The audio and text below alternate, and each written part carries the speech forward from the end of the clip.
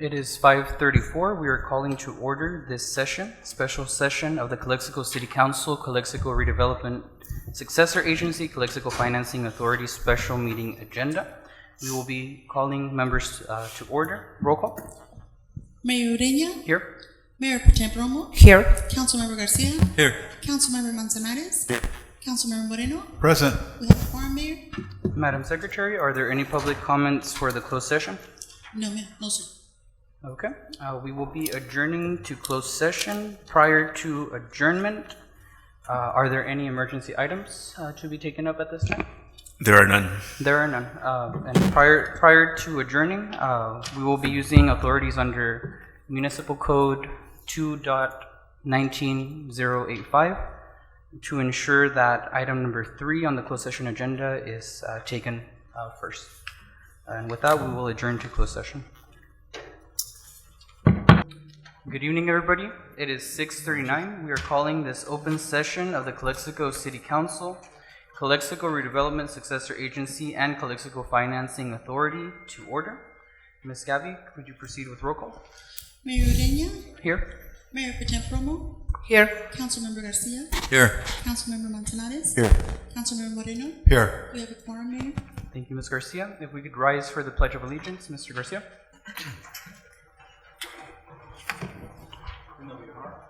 Ready to begin. I pledge allegiance to the flag of the United States of America and to the republic for which it stands, one nation, under God, indivisible, with liberty and justice for all. City of Calexico mission statement together.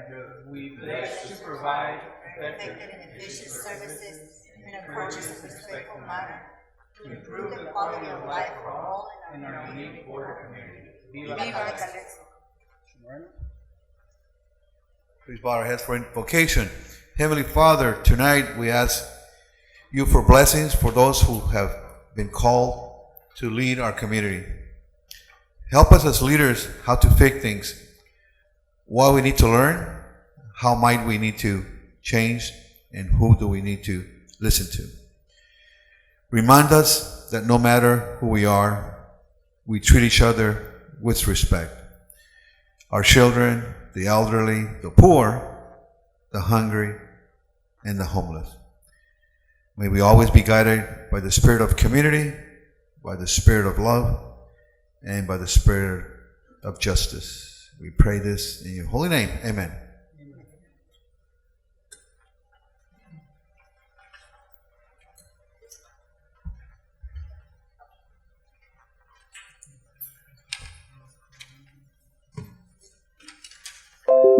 City Attorney Campos, any announcements from the closed session?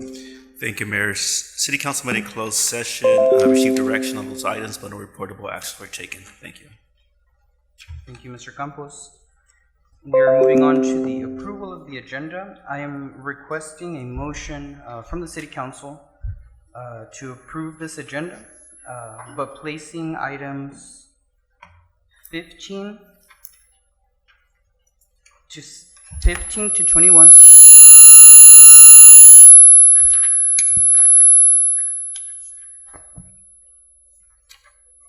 Requesting a motion placing items 15 to 21 and item 23 on the consent agenda. Is there such a motion? So moved. So moved. Is there a second? Second by Mr. Manzanares. All of those in favor signify by saying aye. Aye. Aye. Aye. Motion carries. We will be considering item number 14 first, the quarter budget status report and resolution to amend budget before the consent agenda. Ms. Fonseca, if you could please proceed for your presentation. Recording in progress.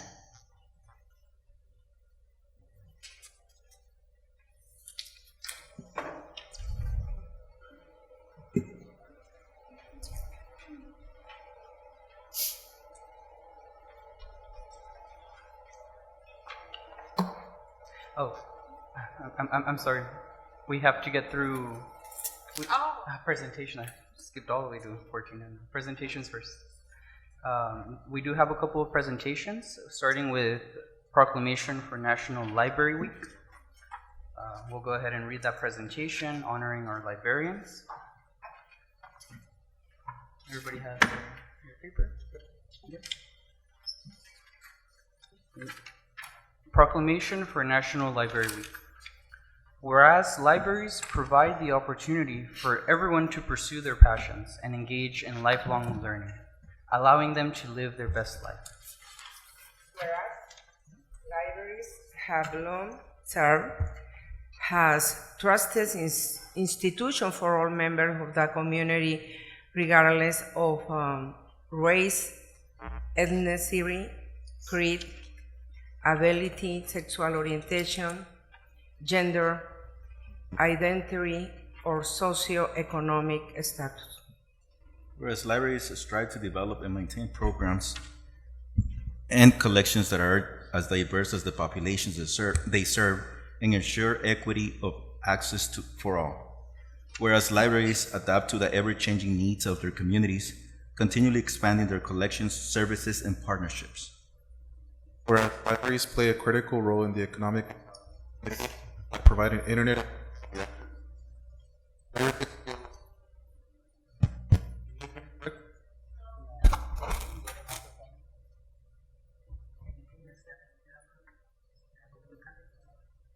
There's another microphone. Here you go.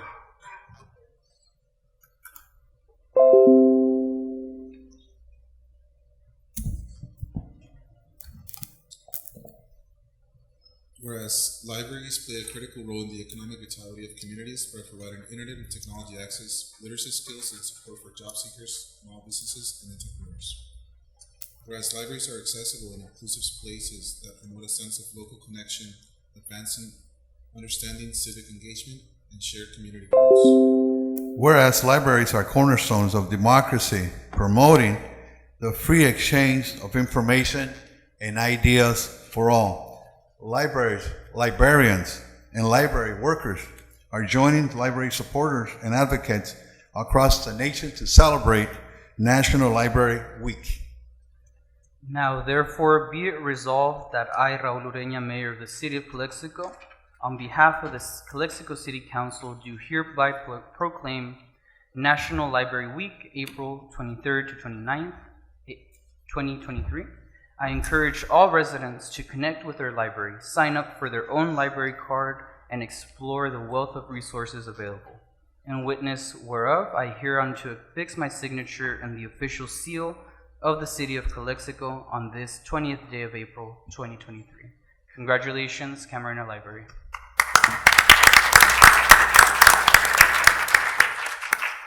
Ms. Legaspi, is she present? If you could come forward to receive the proclamation. Let us celebrate and have an applause for our distinguished library director, Ms. Lizette Legaspi. And board members as well, present. Sus nombres? We have Trustee Espino and Trustee Angulo with us. Un aplauso. And I just want to invite the whole community. Thank you for this proclamation, Mayor. And I want to invite the whole community to visit us, especially next week, which we're celebrating National Library Week. We're going to have an author visit, a Children's Day program, and many activities every single day. There's a couple of copies of our brochure, of our flyer at the table. And obviously, you can always visit our website and social media outlets. Thank you. Thank you, Ms. Legaspi.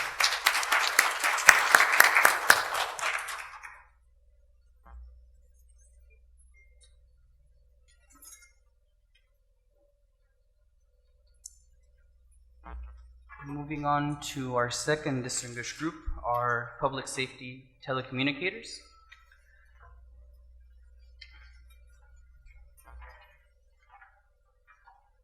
National Public Safety Telecommunicators Week, April 9th to April 15th, 2023. Whereas emergencies can occur at any time that require police, fire, or emergency medical services, and Whereas when an emergency occurs, the prompt response of police officers, firefighters, and paramedics is critical to the protection of life and preservation of property, and whereas the safety of our police officers and firefighters is depending upon the quality and accuracy of information obtained from citizens who telephone the Calexico Emergency Communication Center, and whereas professional public safety telecommunicators are a vital link between citizens and victims and are the first and most critical contact our citizens have with emergency services. Whereas public safety communicators are the single vital link for police officers, firefighters, and emergency medical personnel by monitoring their activities by radio, providing them information, and ensuring their safety, and whereas public safety telecommunicators from all communication centers from Imperial County have contributed substantially to the apprehension of criminals, suppression of fires, and treatment of patients, and whereas each dispatcher has exhibited compassion, understanding, and professionalism during the performance of their job in the past year. Now therefore, I, Raul Ureña, Mayor of the City of Calexico, do hereby proclaim the week of April 9th to April 15th to be National Public Safety Telecommunicators Week in Calexico, in honor of the men and women whose diligence and professionalism keep our city and citizens safe. In witness whereof, I hereunto affix my signature and the official seal of the City of Calexico on this 20th day of April 2023. A round of applause for our dispatchers that are sitting quietly.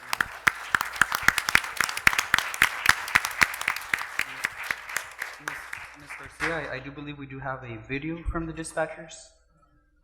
Honor our headset heroes this week. Recently, we shined the spotlight on a dispatcher in Yuma, and today we make a way to the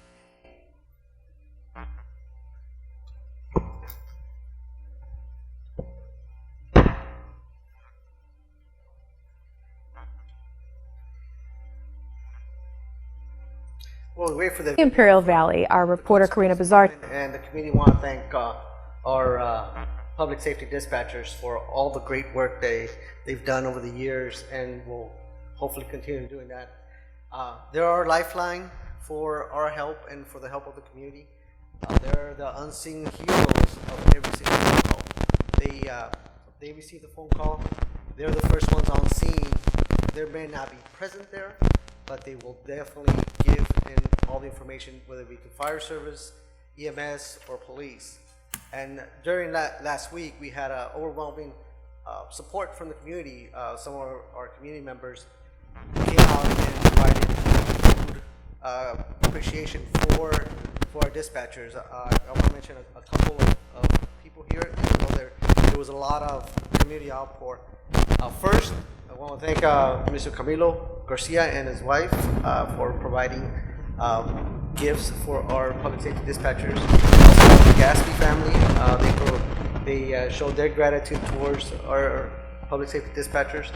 Our former dispatcher who decided to go into Border Patrol, and she now works out of the Yuma sector, Daniela Murillo, and also another former dispatcher by the name of Frank, last name Marron, who's now the manager for Bath and Body Works at the mall.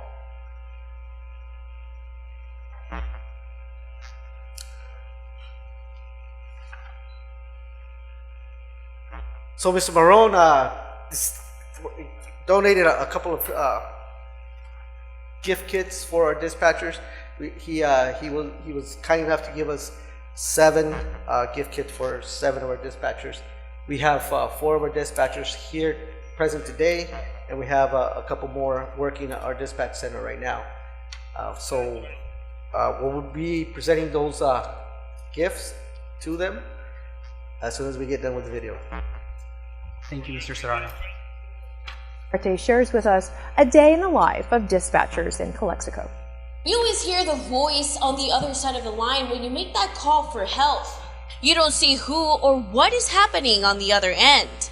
Hello, do you have an emergency? ¿Tiene emergencia? Put the video on pause. It's the voice. Could come out and help Ms. Gappy while we present Sean Acuña's recognition. Yeah, it needs to be connected.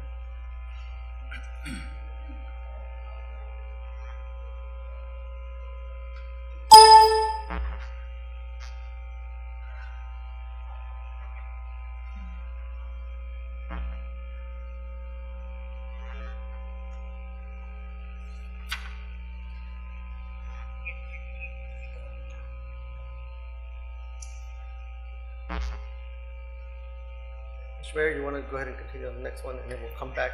If you would like to start with the recognition of Mr. Acuna. Yes, in the beginning of January of 2023, we were fortunate enough to be able to get a spot in the FBI National Academy. This FBI National Academy is a professional course of the study of U.S. and international law enforcement. So only people that are selected are invited to attend this course. It's a 10-week course, a live-in course, so that means that you have to live in the academy, and it's in Quantico, Virginia. So thanks to you, City Council, you allowed us to be able to send an officer over to this prestigious training. So the course of work that Sergeant Acuna completed, it was intelligence theories of law enforcement, terrorism and anti-terrorism mindsets, management science of law enforcement, law, behavior science, law enforcement communications. So this academy is partially for the United States law enforcement community and also international. So during his 285th class, there was state officials, local, county, tribal, military, federal, and international law enforcement officers that attended this academy. The invitation was out to 265 officers, 35 being international and the rest being U.S. law enforcement agents. And during this work is all undergraduate work or graduate work for a university to get a secondary degree. Mr. or Sergeant Acuna completed the Yellow Brick Road, which is the final test of a 6.1 grueling miles run through an obstacle course that was designed by the United States Marine Corps. And you know, being a United States Marine Corps obstacle course, it's not usually easy. They had puddles, hills, ropes, obstacles they need to climb, and Sergeant Acuna was able to complete that. In addition to that, he also received a blue brick, which during the whole academy, he swam for 34 miles. 34 miles. That's swimming from here past Brawley. You know, personally, I can't swim that good, so 34 miles is a long, long way. So we're very, very proud of Sergeant Acuna for completing this course. We do have additional classes scheduled for our supervisors and to continue their leadership course in the future, but our next two spots are in the year of 2024. So it's very prestigious. We compete for those positions with all the law enforcement agencies in the Southern California area. It means LA County, Orange County, San Diego County, Riverside, and San Bernardino County. So we were very, very lucky to be able to send Sergeant Acuna to this training. And if he could say a couple words regarding the training. Yes, sir. Well, again, I want to thank the city administration, our interim chief, for having the foresight to bring up the training, and for the city manager and our city distinguished council members for approving it. I also like to thank my wife, Carla Acuna, for being able to put up with me being gone for 10 weeks. I actually think she enjoyed it more than I did. It was harder for me, I think, than her, but absolutely right. The FBI National Academy is the most prestigious supervisory training that you can receive, not only in the United States, but around the world. It's known around the world as the best training that you can receive for supervision. Obviously, there's really three pillars of the academy. It's academics, leadership training, communications, and physical fitness. And let me tell you, the physical, it wasn't easy. I'll put it that way. It took a lot of effort to do that running and to do that swimming, but I've always kind of maintained a physical fitness program as a police officer. I've been a police officer for 29 years, and that obviously helped me, maintaining a fitness program. And I look forward, I think it's, sending our other supervisors to this training is only going to benefit the city. But all that great training and knowledge that is attained will not mean anything if we don't have the backing or the buy-in from our city management and our city leaders. So I know we're working together to achieve those goals. And thank you very much for allowing me to attend such a fine training session.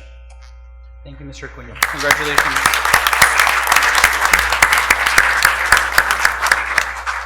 So on behalf of the Calexico Police Department and the City of Calexico, we're going to present this certificate of achievement for Sergeant Sean Acuna for completing the 285th FBI National Academy.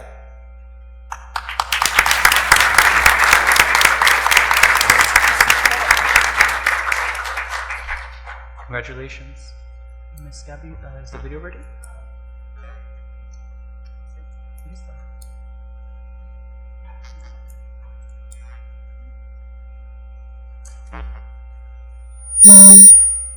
Away to the Imperial Valley, our reporter Karina Bazarte shares with us a day in the life of dispatchers in Calexico.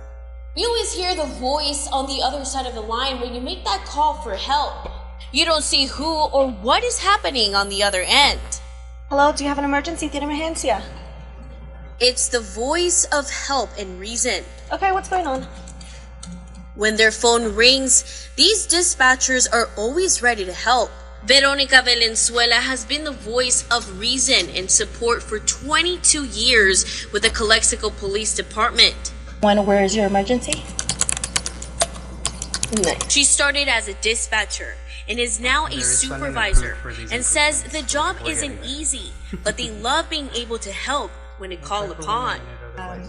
We come in, we brief each other the shift that's leading, and we answer all the non-emergency calls, the business lines, and all the 911 calls. We'll definitely post it on social media. If the dispatchers could come forward and say a few words and receive the proclamation from the police chief.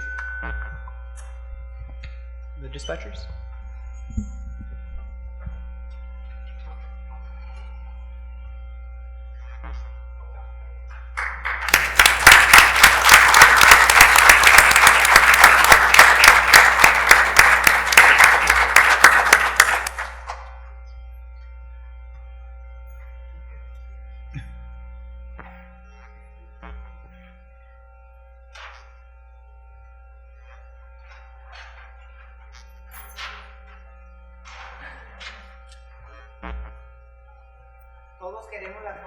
¿No es Gloria?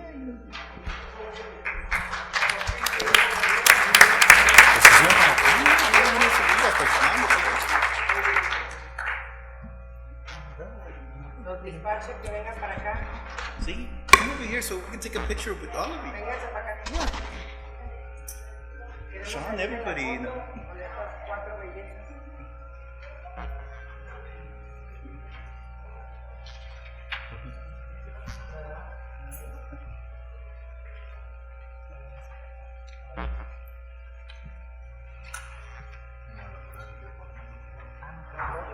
Yeah, there you go. Better.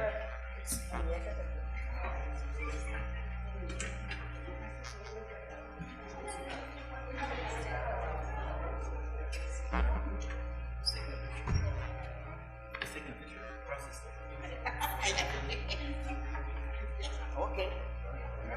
¿Quiénes toman ahora? ¿Quiénes toman la agenda? Ellos deben estar en el fondo. Sí. You guys sí.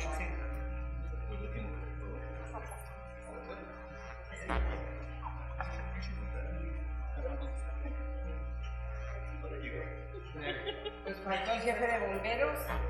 Ah, sí. ¿Qué pasó, Fabiola? ¿No son tuyas también? ¿Se quiere sentar? Véngase para acá.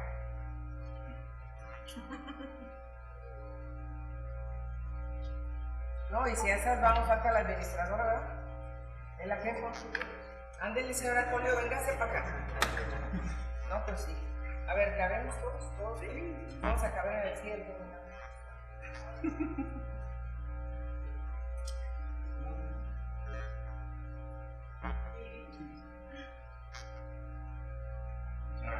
Thank you. Gracias.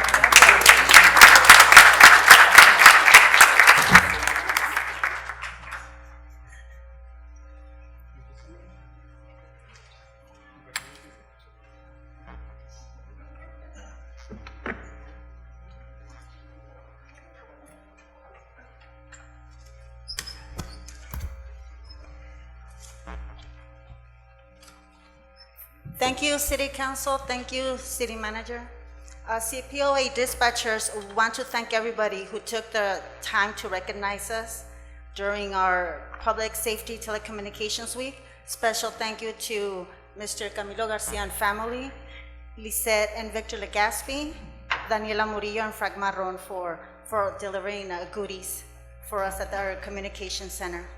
Also, CPOA dispatchers want to take this opportunity to reach out to our City Council to request your support in recognizing dispatchers as public safety. The city still has dispatchers labeled as miscellaneous employees, which we are not. Dispatchers demand an appropriate title. It's time we are recognized and a modification is conducted. It will not cost the city any money to rectify this wrong. This is the highest form of respect and appreciation dispatchers can receive from their City Council. We are dedicated to our career, and by doing so, we strive to maintain our community first. Our community and first responders safe. CPOA dispatchers humbly ask council members to be a part of this milestone and help us achieve what Raleigh Dispatch has achieved. Like them, we want to be classified as public safety. Thank you. Thank you, Griselda.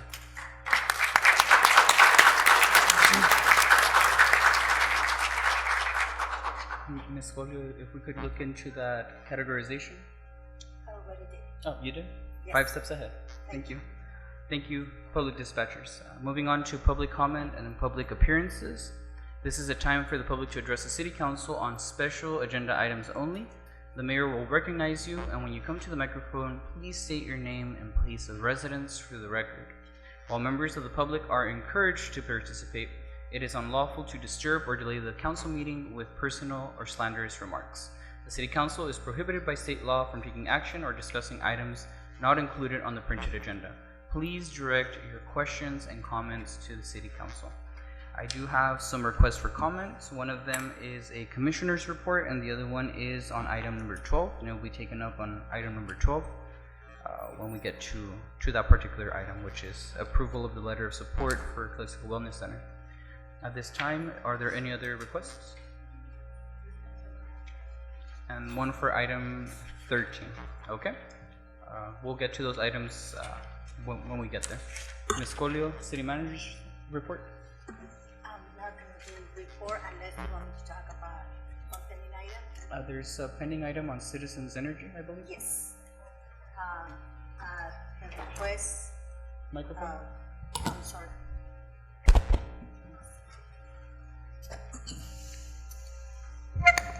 There have been some communication with Citizens Energy, who has been in the works with us to install a lighting in the Desert Gardens, the Kennedy Gardens.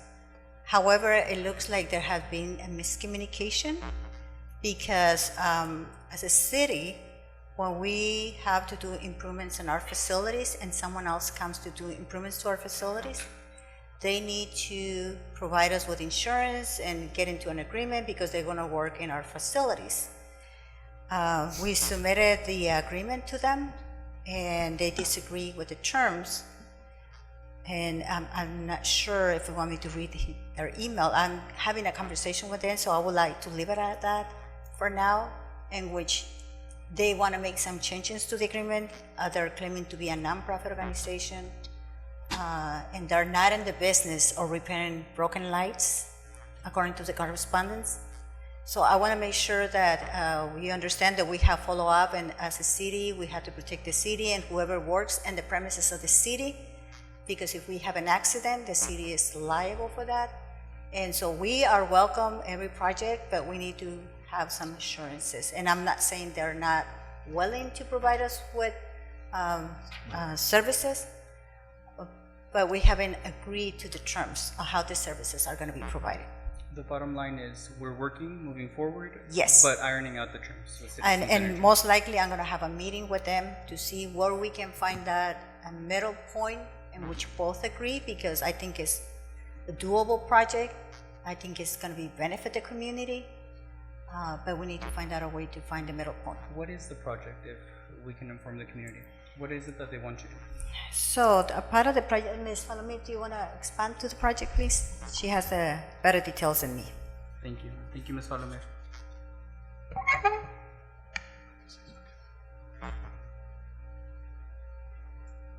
Good evening, Mayor and council members and those present.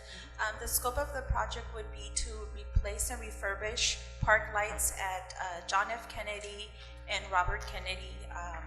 So, as Ms. Corrios explained, citizens contracted Advanced Lighting to come and do an assessment. They came to an assessment and they provided their scope of work to citizens as to which lighting would need to be replaced. Thank you, Ms. Falomir. I do. Inquiry from Mr. Martin. Just one comment. It seems like there's a misunderstanding. You alluded to that. That's good. But I want to make it clear that up here, we're trying the best, and I know you've done an excellent job with your staff, Julio.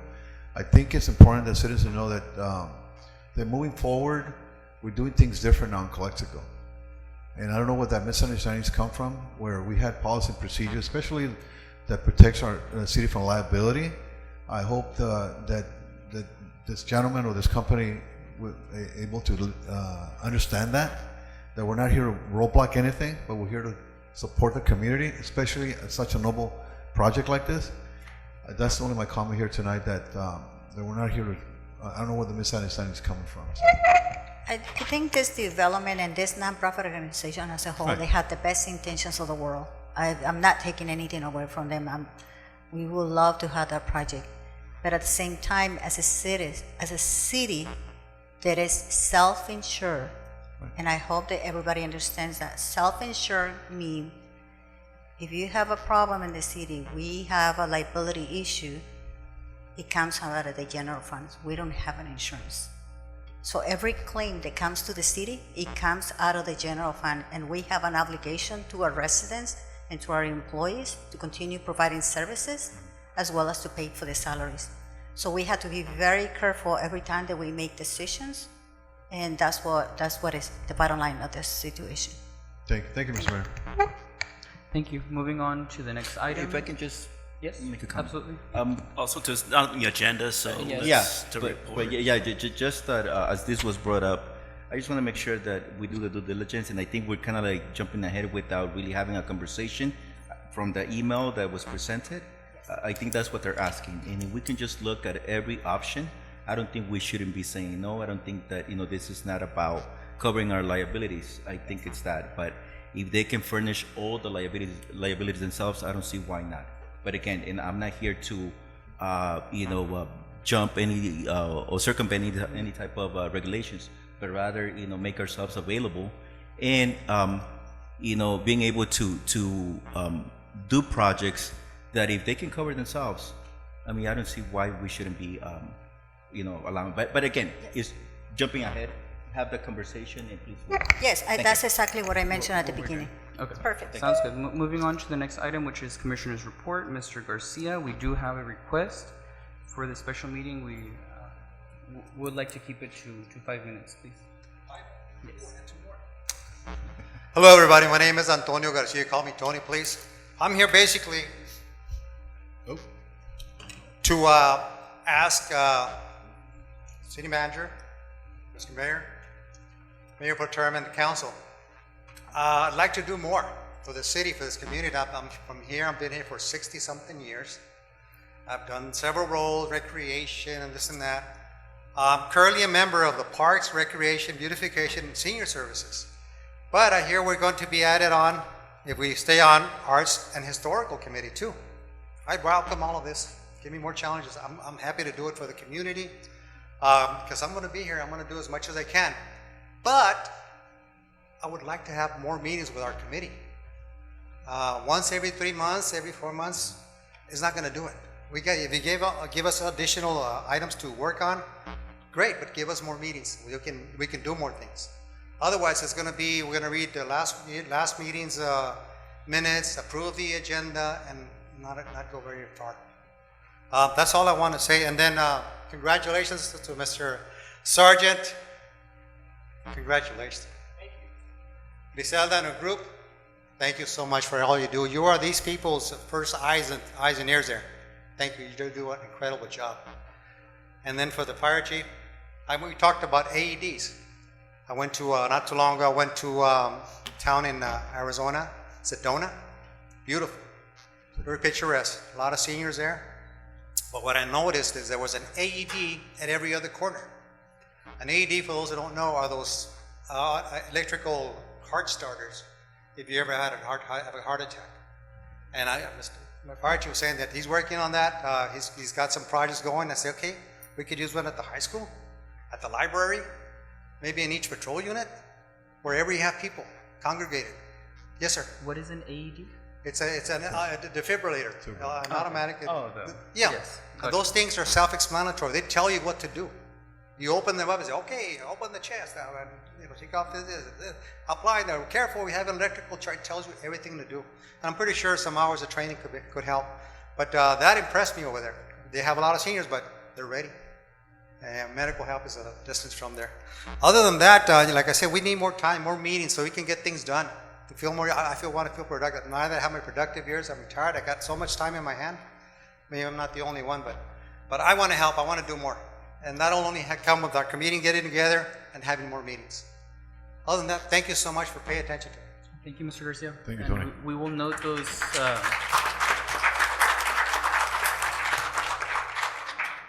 We will make notes of those possible ordinance changes for the commissions. Moving on to city council comments and reports attended, starting with my right, Ms. Romo.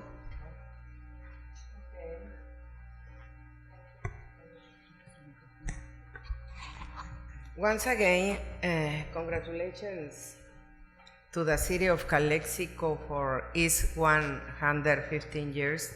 Thank you, Dr. Tiembo and Blanca Morales. Gracias. Thank you for your support. Hubo mariachi, hubo comida. Fue un día muy bonito el pasado martes. Muchas gracias. Thank you. I attended with Mayor Ureña this past Thursday, in April 13th, a meeting in Mexicali by the Imperial Mexicali Binational Alliance, and it became very clear to us that we need to make a campaign to save water in Calexico. ¿Tenemos ya traducción al español, señora Gaby? ¿Todavía no? Vamos a hacer una propuesta al board para empezar una campaña para ahorro del agua. Mexicali está pasando por un momento muy crítico.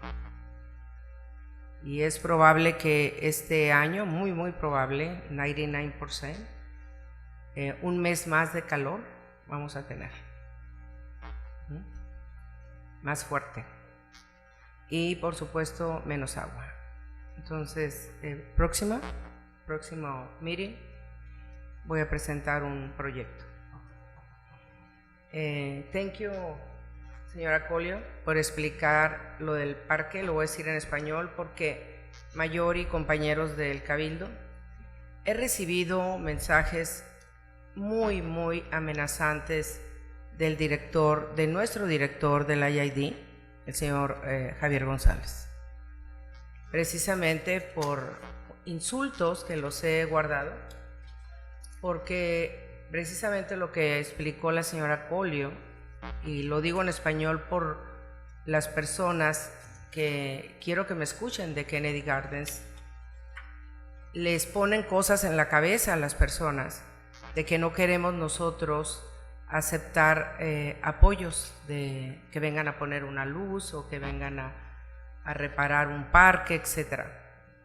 La ciudad tiene códigos, lo explico muy bien ahorita la señora Falomir, no es tan sencillo. Yo, cuando no estaba aquí en la ciudad, yo también reaccionaba igual, pero cuando me di cuenta de la gravedad que pudiéramos tener con demandas muy caras, que ya de por sí no nos la acabamos con tanto dinero que gastamos, cualquier accidente que pueda haber, es muy peligroso. Entonces pasa por una serie de filtros a través de obras públicas, la administradora y luego el cabildo. Entonces tarda un poquito, no quiere decir que no lo vamos a aceptar. Le pido disculpas a toda la ciudadanía que está en esos parques de Kennedy Gardens, que por supuesto estará bien recibido el apoyo, pero se necesita pasar por todos estos reglamentos, ¿verdad? Y suplico de la manera más atenta a todos los directores del IID, pues que tengamos todos entre nosotros respeto, ¿no? A cualquiera de nosotros, porque son amenazas muy serias y pues la verdad estamos trabajando muchas horas al día para que una persona nos esté, sobre todo una persona elegida por la ciudadanía. Lo digo públicamente y espero que me escuche el señor González, porque le pido una disculpa, señor González, si me está escuchando, pero tenemos que pasar por todas las ordenanzas y eso no implica que usted le falte el respeto ni al mayor ni a ninguno de mis compañeros. Le pido por favor un poquito de paciencia y gracias por el trabajo que realiza. Thank you very much, Mayor. That's it. Thank you, Ms. Romo. Mr. Garcia? Thank you. I just want to go back to highlighting, some of the past celebrations, including what, Councilwoman Romo already alluded to, the 115th anniversary of our city. And then also that day, we had some really great events put together by other departments, including our library that I didn't get to be there. When I got there, they had their book club, and I have always tried to make it, but I couldn't. Next time I'll be there. So, and then I went to, it's a Lego exhibit. I had a chance to meet some of the artists, some of the young and not so young, but they're young at heart. So it was great, and I think, we need to continue to promote, we need to continue to attend those events, because that's what brings also the community together. But again, kudos to all the staff that puts those great events with, as I always said, with the limited resources, but it's not just repeating that, it's truly what they do. They do miracles with limited resources. Thank you for that to all the staff. And I know that, dispatcher just left, but again, I wanted to, convey my appreciation for everything they do. And I know it shouldn't be just this week that we celebrate them, but it should be every day of the year. And again, thank you to, Sergeant Acuna, he left. But again, just highlighting that again, because, it's not every day that we get to recognize our staff and people that really do the work day in, day out. So thank you. That's all my report. Thank you, Mr. Garcia. Mr. Moreno? Me? Thank you, Mayor. A couple of things, just to piggyback a little bit on what Mrs. Romo was saying about Mr. Gonzalez. In the past, I've also been critiqued by him. I want to say the word critique because, as elected officials, we constantly get, people either agree with us or not agree with us, and, it's just the nature of the job. But for me, what's more concerning is when you have elected official actually making statements to our employees. That's concerning, especially the employees. It's not their fault if something happens. We're the ones responsible for all the actions taken here, especially for Ms. Claudio, who's been here, who's done an awesome job so far, and she's been here a very short while, and continues to do so. I personally can say that I've tried to work with him many times, but I got better things to do in the city. A little bit on that. The other thing also, I'd like to thank Fire Chief Favila and his staff, as well as the city manager and the planning department staff, for boarding up that building that was burned down a couple of weeks ago. That was finally boarded up. I did receive a couple of concerning statements from the business owners, and I assured the business owners that we were taking care of that issue. Unfortunately, we had another incident with that, but I'm glad to say that thing was boarded up, and so it was a public safety issue, obviously. And thank you, Ms. Coley, for taking care of that. Thank you, Mr. Mayor. That's all I have. Mr. Manzanares? Thank you, Mr. Moreno. So I want to extend my gratitude to the Public Works Department and Manager, Ms. Vladimir. Around 3 weeks ago, I believe that I drove by the Gutierrez field, the water retention basin, in front of the school district, and I noticed that 15 out of 24 lights were non-functioning, and that causes a concern because there are kids play there and it's nighttime and it's no school. I called the attention to that to city manager, and within a couple of days, like, they were all replaced. So I really want to thank the hard work that you guys do with the limited staff. I appreciate very much. As I'm sure all the kids who play those fields, like my little brother, appreciate the lighting as well.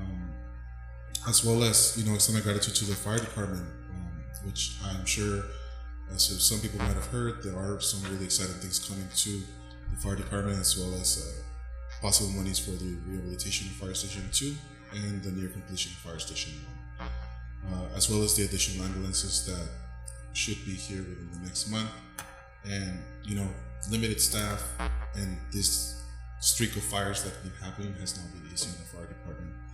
And just to close my comments, today is an unofficial holiday. If you partake, please drive safely. It's illegal to be driving under the influence. So please, if you partake, do it in the safety of your own homes. Thank you so much. That's it. Thank you, Mr. Manzanares. I do have a couple of reports. We are trying to establish a community town hall.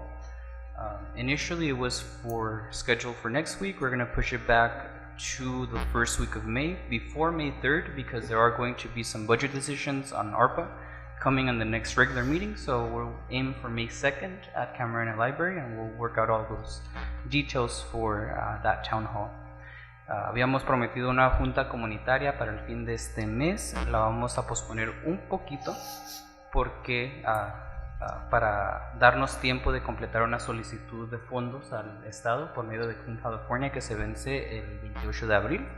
Entonces, tentativamente la vamos a poner el 2 de mayo, ya para que sea antes del 3 de mayo, donde vamos a tener nuestra junta regular para hacer más decisiones financieras que posiblemente vayan a afectar todos los fondos, incluyendo ARPA. I want to acknowledge our new planning consultant here present, Mr. Kevin Grant. If you can raise your hand, stand up, wave. He is handling the planning department right now. We had a meeting on April 10th with Mexican government officials, the Department of Transportation for California, otherwise known as Caltrans, el Gobierno de Baja California, el Estado, el Municipio de Mexicali, federal officials from the Mexican government at the aduanas and ICTC. It was a very productive meeting on April 10th. A lot of people have been curious what the outcomes of that meeting were, and they are as follows. It's a coordination meeting that we are having now, I believe, at a monthly basis. City Manager Colio was present and participating actively in that meeting to coordinate ourselves binationally so that we can better the traffic flow southbound, especially during peak hours between Calexico and Mexicali. The three things that came out of it was the identification that Mexican government officials do need to be seated at ICTC, as is originally stated in Senate Bill 607 that authorized ICTC. Caltrans is working very diligently in establishing a southbound border wait time system, very similar to the one that is already in place from San Diego to Tijuana. They've already installed the sensors in parts of Highway 98 and Highway 111 in our city. We are still working on Cesar Chavez Boulevard. When this system is operational in hopefully the coming months, you will be able to track border wait times going south in the same way, and even more accurate way, in the same way that we're able to track them coming north. That is one of the things that came out of that. We'll continue to collaborate also to establish the traffic pattern that will push all of southbound traffic through Cesar Chavez, as we anticipate that section of Highway 98 construction to finish within the next couple of weeks. Tuvimos una junta el 10 de abril entre oficiales del Estado de Baja California, el municipio de Mexicali, agencias federales aduanales de México, la administradora Colio, personas de la Comisión de Transporte, Muchas personas han tenido curiosidad de qué fueron los resultados de esa junta y fueron 3. La primera es que los gobiernos mexicanos peticionaron tomar un puesto no votante, observacional, dentro de la Comisión de Transporte para mejor coordinarse en el futuro. Así fue establecido en el bill del Senado en el 2009, autorizando esa colaboración con los sistemas mexicanos. Se va a establecer una especie de sistema para monitorear los tiempos de espera yendo hacia Mexicali, de igual forma como ahorita se monitorean de Mexicali a Calexico. Ya están instalando los monitores en carreteras estatales de Calexico, el 98 y el 111. Estamos trabajando diligentemente para asegurar de que se establezcan en la avenida César Chávez también. Primeramente Dios, dentro de los próximos meses van a poder ver un sistema similar al de San Diego y Tijuana, que va a monitorear los tiempos de espera precisos yendo hacia Mexicali. Y por último, estamos trabajando en completar el plan o implementar el plan para asegurar de que todo tráfico yendo a México sea exclusivamente yendo por la avenida César Chávez y que la Imperial ya no se use para ir a Mexicali como se había delineado en el estudio de tráfico del 2019. Fue la recomendación de los ingenieros y queremos implementarla, ya que la construcción actual del 98 se va a cerrar dentro de las próximas semanas. Y por último, and lastly, I want to remind everybody that in this next ICTC meeting, which will be, I believe, on the 26th, I'll clarify with everybody, they will be voting on the traffic controller subsidy. I implore all city employees, if we care about each other and we want to support each other, especially when it comes to the safety of our workplaces, to please let it be known to ICTC why that subsidy is so critical to the safety of our traffic controllers that we appreciate in this city. I'll make sure that everybody gets a precise date so we can show ICTC why that is so desperately needed. Y por último, anunciamos que la próxima junta del ICTC, la Comisión de Transporte, este próximo miércoles, confirmaremos públicamente, se va a votar sobre el subsidio de traffic control, de controladores de tráfico para Calexico. Imploro a todos los ciudadanos, empleados de Calexico, por favor asistir a esa junta y hacer saber a la Comisión de Transporte por qué es tan crítico ese subsidio al manejo de nuestra ciudad, ya que ha habido más de 4 accidentados, personas empleadas, controladores de tráfico, atropelladas en nuestras vialidades el año pasado. Y con eso concluyo mi reporte. Muchas gracias por su paciencia. We're going to move on to the next item, and we'll kindly take the budget amendment, Ms. Fonseca. Sorry about that. Item number 14.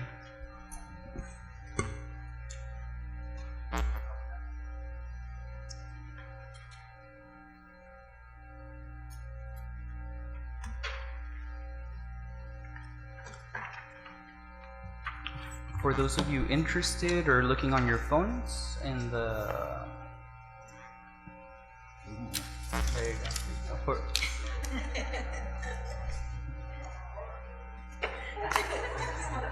No queremos ver.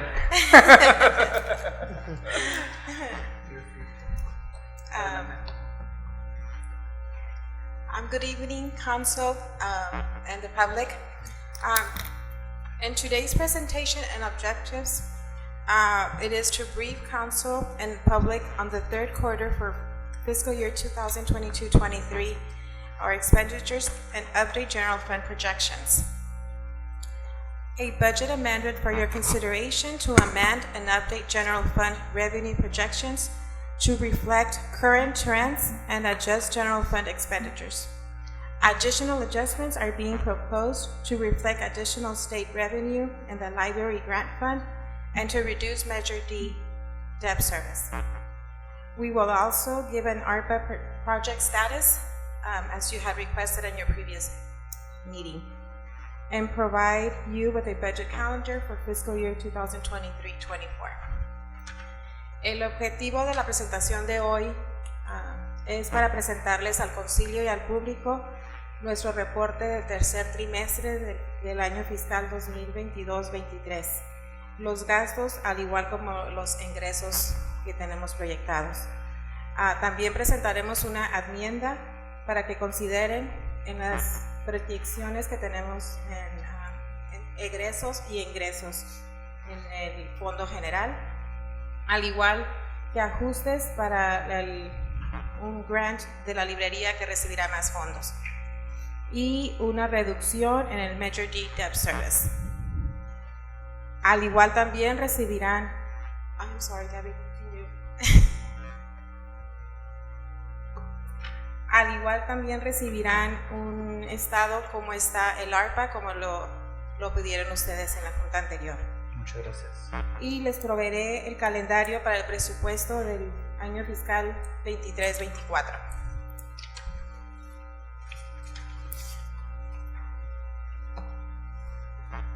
As you may see on this graph, the city has completed the third quarter on track within its authorized expenditure trend. General fund has expended 69% of its budget through March 27, 23, and is on track with its adopted budget. Other program expenditures outside the general fund are largely dependent upon the timing of capital projects. As we had mentioned in our second quarter presentation, some of the projects will roll over to the following year. Including all funds and capital projects, the city has expended 20% of its adopted budget. La ciudad ha completado su tercer trimestre con los fondos de gastos. El Fondo General ha gastado el 69% de su presupuesto hasta el 27 de marzo de 2023 y está a como debería de ir para lo que estamos ahorita en el año fiscal. Otros programas en gastos, a pesar de otros que no son del Fondo General, que también los Capital Projects, que están aquí también mencionados, y habíamos mencionado en el trimestre pasado, que eso se tendrá que pasar para el próximo año, porque no se han hecho todos los proyectos, no terminados.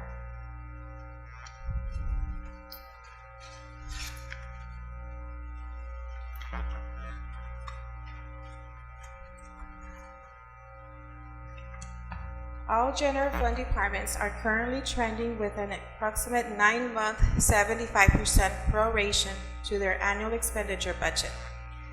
Fire and police department continue to trend over budget in their salary and benefit accounts.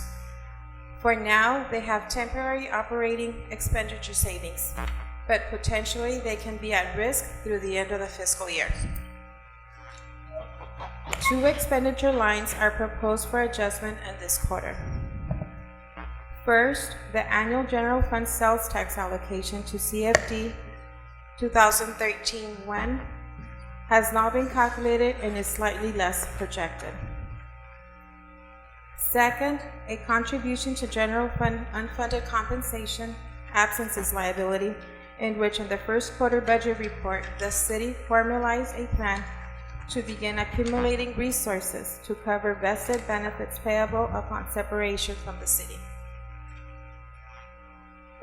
I want to acknowledge and thank each department managers for their continued support, for always being cautious and dedicated in doing their best with the resources they have. El Fondo General de todos los departamentos actualmente están con en los 9 meses con un 75% del gasto anual como lo habíamos presupuestado. El Departamento de Policía y de Bomberos, sus salarios y sus beneficios, las cuentas sí están un poco más altas de lo que debían de estar actualmente, pero por gastos que temporalmente no han entrado a los libros, se parece como que estamos bien, pero en el futuro, en los últimos 3 meses, esto sí nos pudiera afectar. Hay dos líneas de gastos que estamos proponiendo en ajustar en este trimestre. El primero es en el General Fund Sales Tax Allocation para el CFD 2013-1, que ya lo hemos calculado porque hemos recibido bien ya los reportes que ocupábamos y bajó un poquito. Y en segundo, hacer una contribución a las compensaciones de cuando los empleados se van, es cuando se retiran o se van a otro lugar. Como lo presentamos en el primer semestre, estaban muy altos y con la enmienda que pedimos vamos a meterle un poco a esa cuenta de reserva. Yes.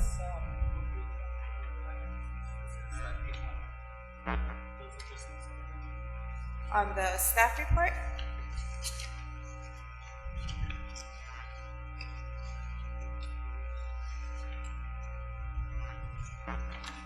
Yes. I don't know if we.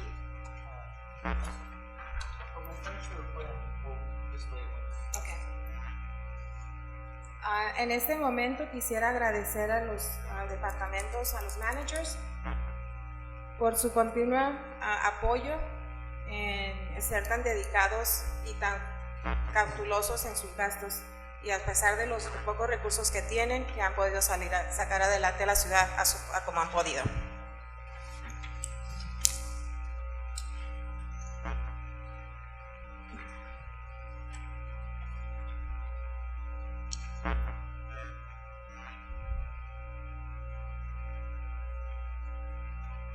On this slide, you may see the general fund revenue update for this third quarter. We currently now have the successor agencies share our allocations. We can increment a residual property tax to $35,000. We can set those projections. The general fund actual 6-month July through December 2022 sales tax resulted a 5% above prior year results. However, the city's consultant, HDL, anticipates softening revenues for the second half of the fiscal year, and they have dropped their annual projections for a conservative budget purpose. We recommend reducing sales tax by $200,000 to match the HDL projections. Business license revenue is significantly received in January, and the current year results are 30% unfavorable to the city. As you may see, the cannabis tax, the last quarter we had it to reduce 20%, and we are recommending it to reduce 20% more of this revenue. The ambulance revenue, we're also recommending to decrease $100,000 to be on the current $800 annual revenue projection to move the program activity back to the pre-COVID revenue level. Planning and building fees, we are projecting to increase $300,000 due to several projects that should be completing within the year. En esta filmina pueden ver los ingresos que hemos para las proyecciones que tenemos para el tercer trimestre. Ya tenemos los reportes del Successor Agencies y podemos hacer las calculaciones correctas, y hemos incrementado $35,000 para el impuesto de las propiedades. El Fondo General de los Impuestos del Sales Tax, en los años anteriores habíamos hecho un 5% que podíamos incrementar, pero hablando con nuestro consultante HDL, ellos anticipan que tenemos que ser más cautelosos y que y ser más conservadores, así que estamos reduciendo el sales tax por $200,000, es la recomendación. Las licencias, los negocios sacan sus licencias y la mayoría de la gente viene en enero, y hemos colectado $30,000 más de lo proyectado. El tax de cannabis, el impuesto de cannabis, el trimestre pasado tuvimos que bajarlo a $20,000, y lo igual que estamos recomendando hacerlo por este año porque han bajado bastante las entradas del tax. El ingreso de las ambulancias, al igual que el trimestre pasado, estamos recomendando bajar los $100,000 más para estar con las proyecciones anuales de $800,000, ya que estamos en pre-COVID de nuevo, o sea, saliendo. El Departamento de Planeación y Building, estamos proyectando un aumento de $300,000 por varios proyectos que tienen en el departamento.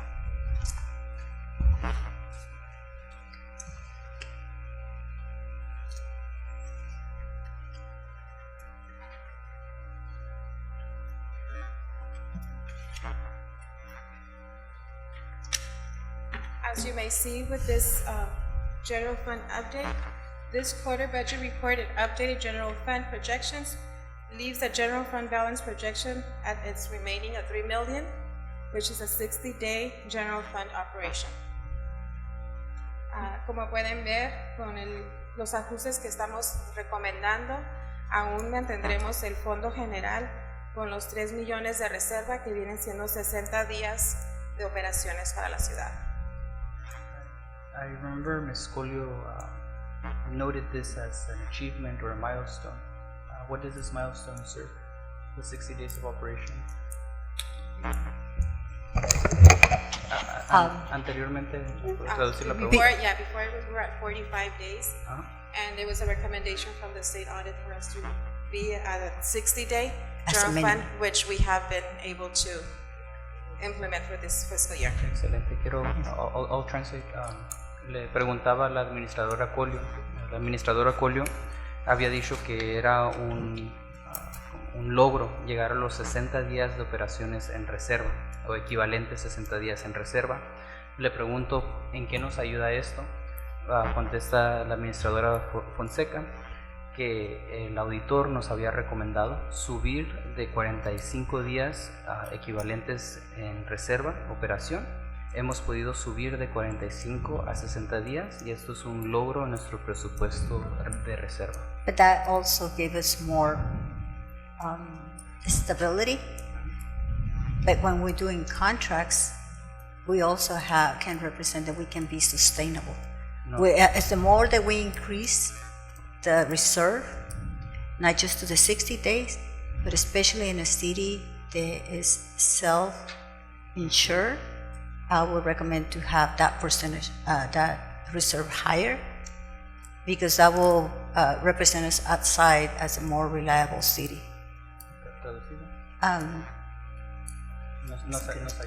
Nos ayuda económicamente el poder incrementar esos 60 días a un poco más arriba, por la razón de que esta ciudad no tiene seguro y todas las demandas, se puede decir, las tenemos que pagar nosotros, y eso crea un conflicto de la manera en que nosotros nos presentamos como deudores hacia afuera con otras agencias.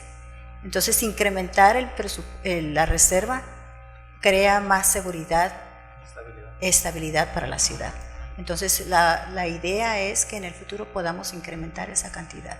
Y ahorita, a lo visto, estamos incrementando mucho esa estabilidad. Vamos en buen camino hacia estabilidad de reserva. Así es. Adelante.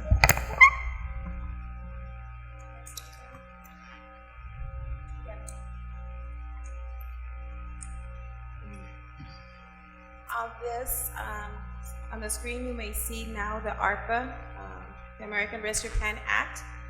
This schedule includes the budget projections, the allocations, the expenditures through March 2023, and the funds available in the ARPA funds. This right here is just a summary of each category, but on your staff report in the packet, you can see everything very detailed. Attachment E es la última página. Nomás la última página del reporte. Como pueden ver en esta filmina es el grant del ARPA, del American Rescue Plan, y en esta filmina pueden ver las proyecciones que se hubieran dado para el presupuesto, las alocaciones, los gastos hasta el marzo 23 y los fondos que aún están disponibles en el ARPA. Este es un resumen de todo el reporte que está detallado, que en el staff report, en sus reportes pueden encontrar en la última página, como lo mencionó el mayor.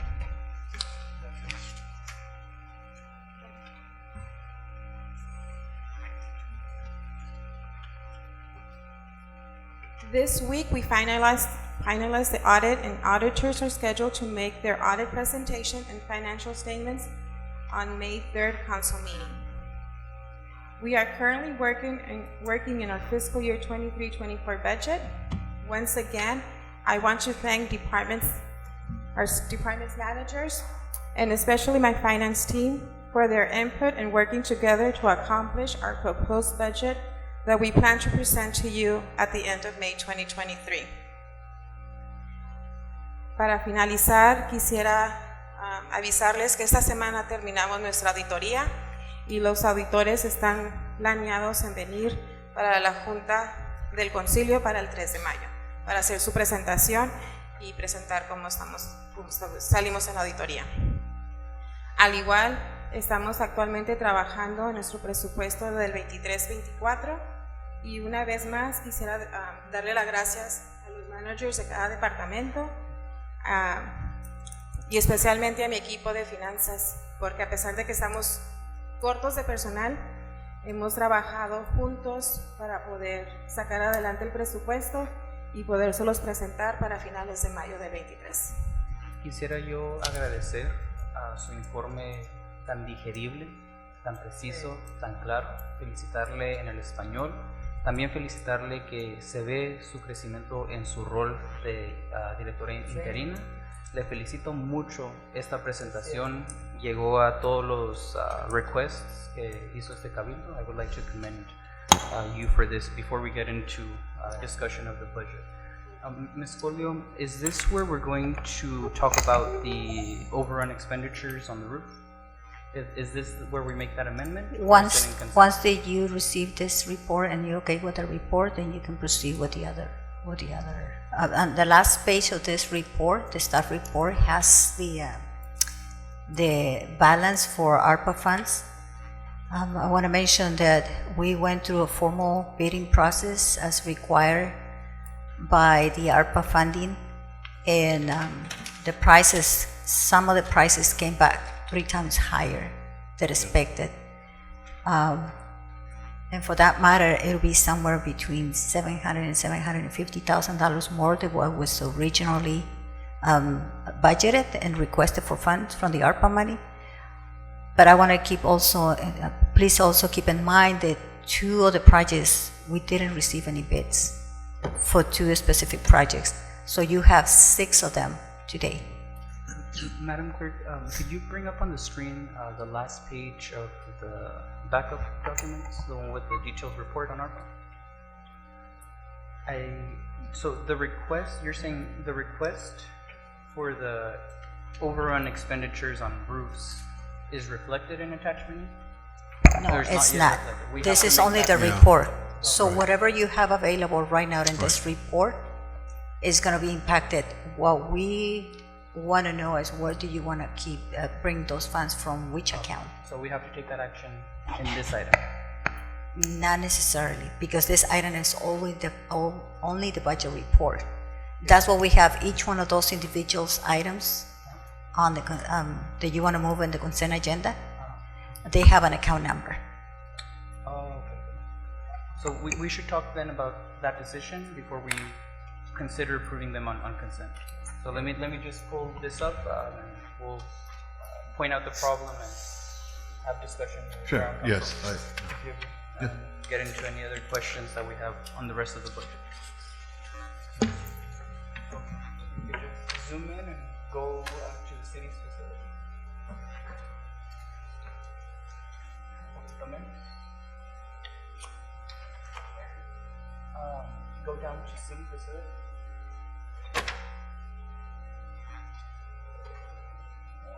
Right there. The outlet.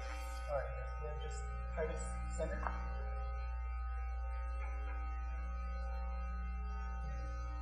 Zoom a little bit out so we can see the photo.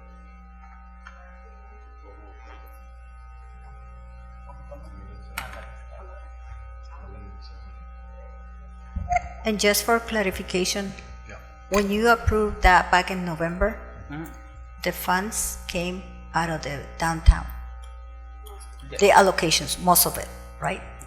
That's all reflected. Yes. So what we're proposing for the bids that we receive and the difference is to get it from the same account. It's proposed in each one of the items. However, you have the ability as a city council to change your mind and say, I want to bring it from this account specifically. Yes. And that's why each one of them are individually presented to you, so you can make a decision. You might want to split it.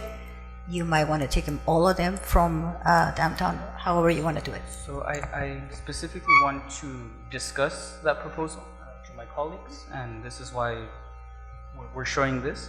If you see here on city facilities, si ponen su atención, prestan un poquito de atención a los edificios de la ciudad, habíamos puesto 1.7 millones de dólares. Por ahí, $1.7 million. We're missing 711,000, roughly, if I remember correctly. 700 to 750. But you're still missing 2 more buildings. Yes, that are not in the list. But for the matters of this agenda, it's 700, maximum 750. We'll take the high number, 750,000. Nos faltan, al ir a solicitar constructores, nos llegaron los precios $750,000 arriba de lo que ya estaba presupuestado. And there's a couple sources that we can take from. Hay unas cuantas fuentes donde podemos mover fondos, and I want to make them clear to my council members. Gabby, if we could scroll up to the first box at the very top. This first allocation, esta primera alocación, se hizo para vehículos de seguridad pública. Todavía se van a comprar los vehículos. We're still going to buy these vehicles. But we do have some anticipated savings due to RFP reductions. Would you like to explain those? Okay. Or the police vehicles or the fire vehicles? Both. Okay, so what we did is we look into potential options. The fire chief and the police chief will come and present to you a proposal. But we, instead of buying like 8 units, what it was presented at the beginning, it will be reduced maybe to 6 or 5 units. And so as with the fire department, instead of being 3 trucks, will be 2 trucks. That's what we have been discussing. However, it has not been approved that way. It will come to the city council for approval, discussion and approval. ¿En español? Lo que ustedes propusieron es traer esos presupuestos que originalmente fueron aprobados para 8 unidades del Departamento de Policía y 3 vehículos del Departamento de Bomberos.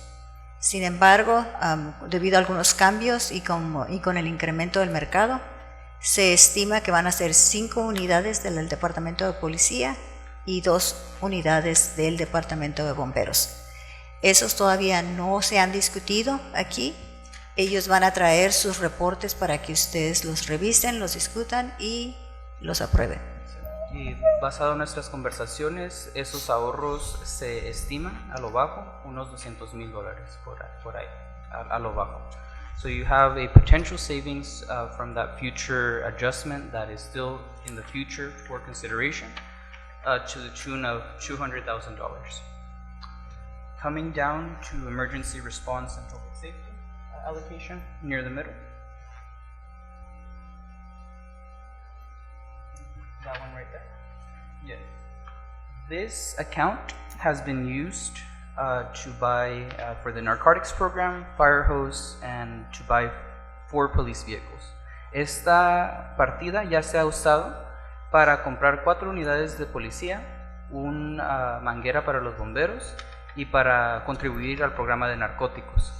Se alocó $1 millón y todavía tiene un balance de poquito más de medio millón.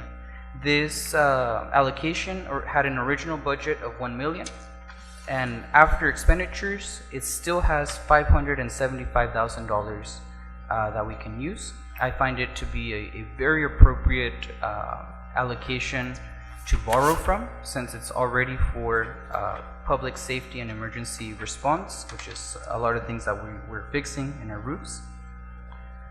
And the last thing I want to point our attention to is, if you scroll down back to city facilities.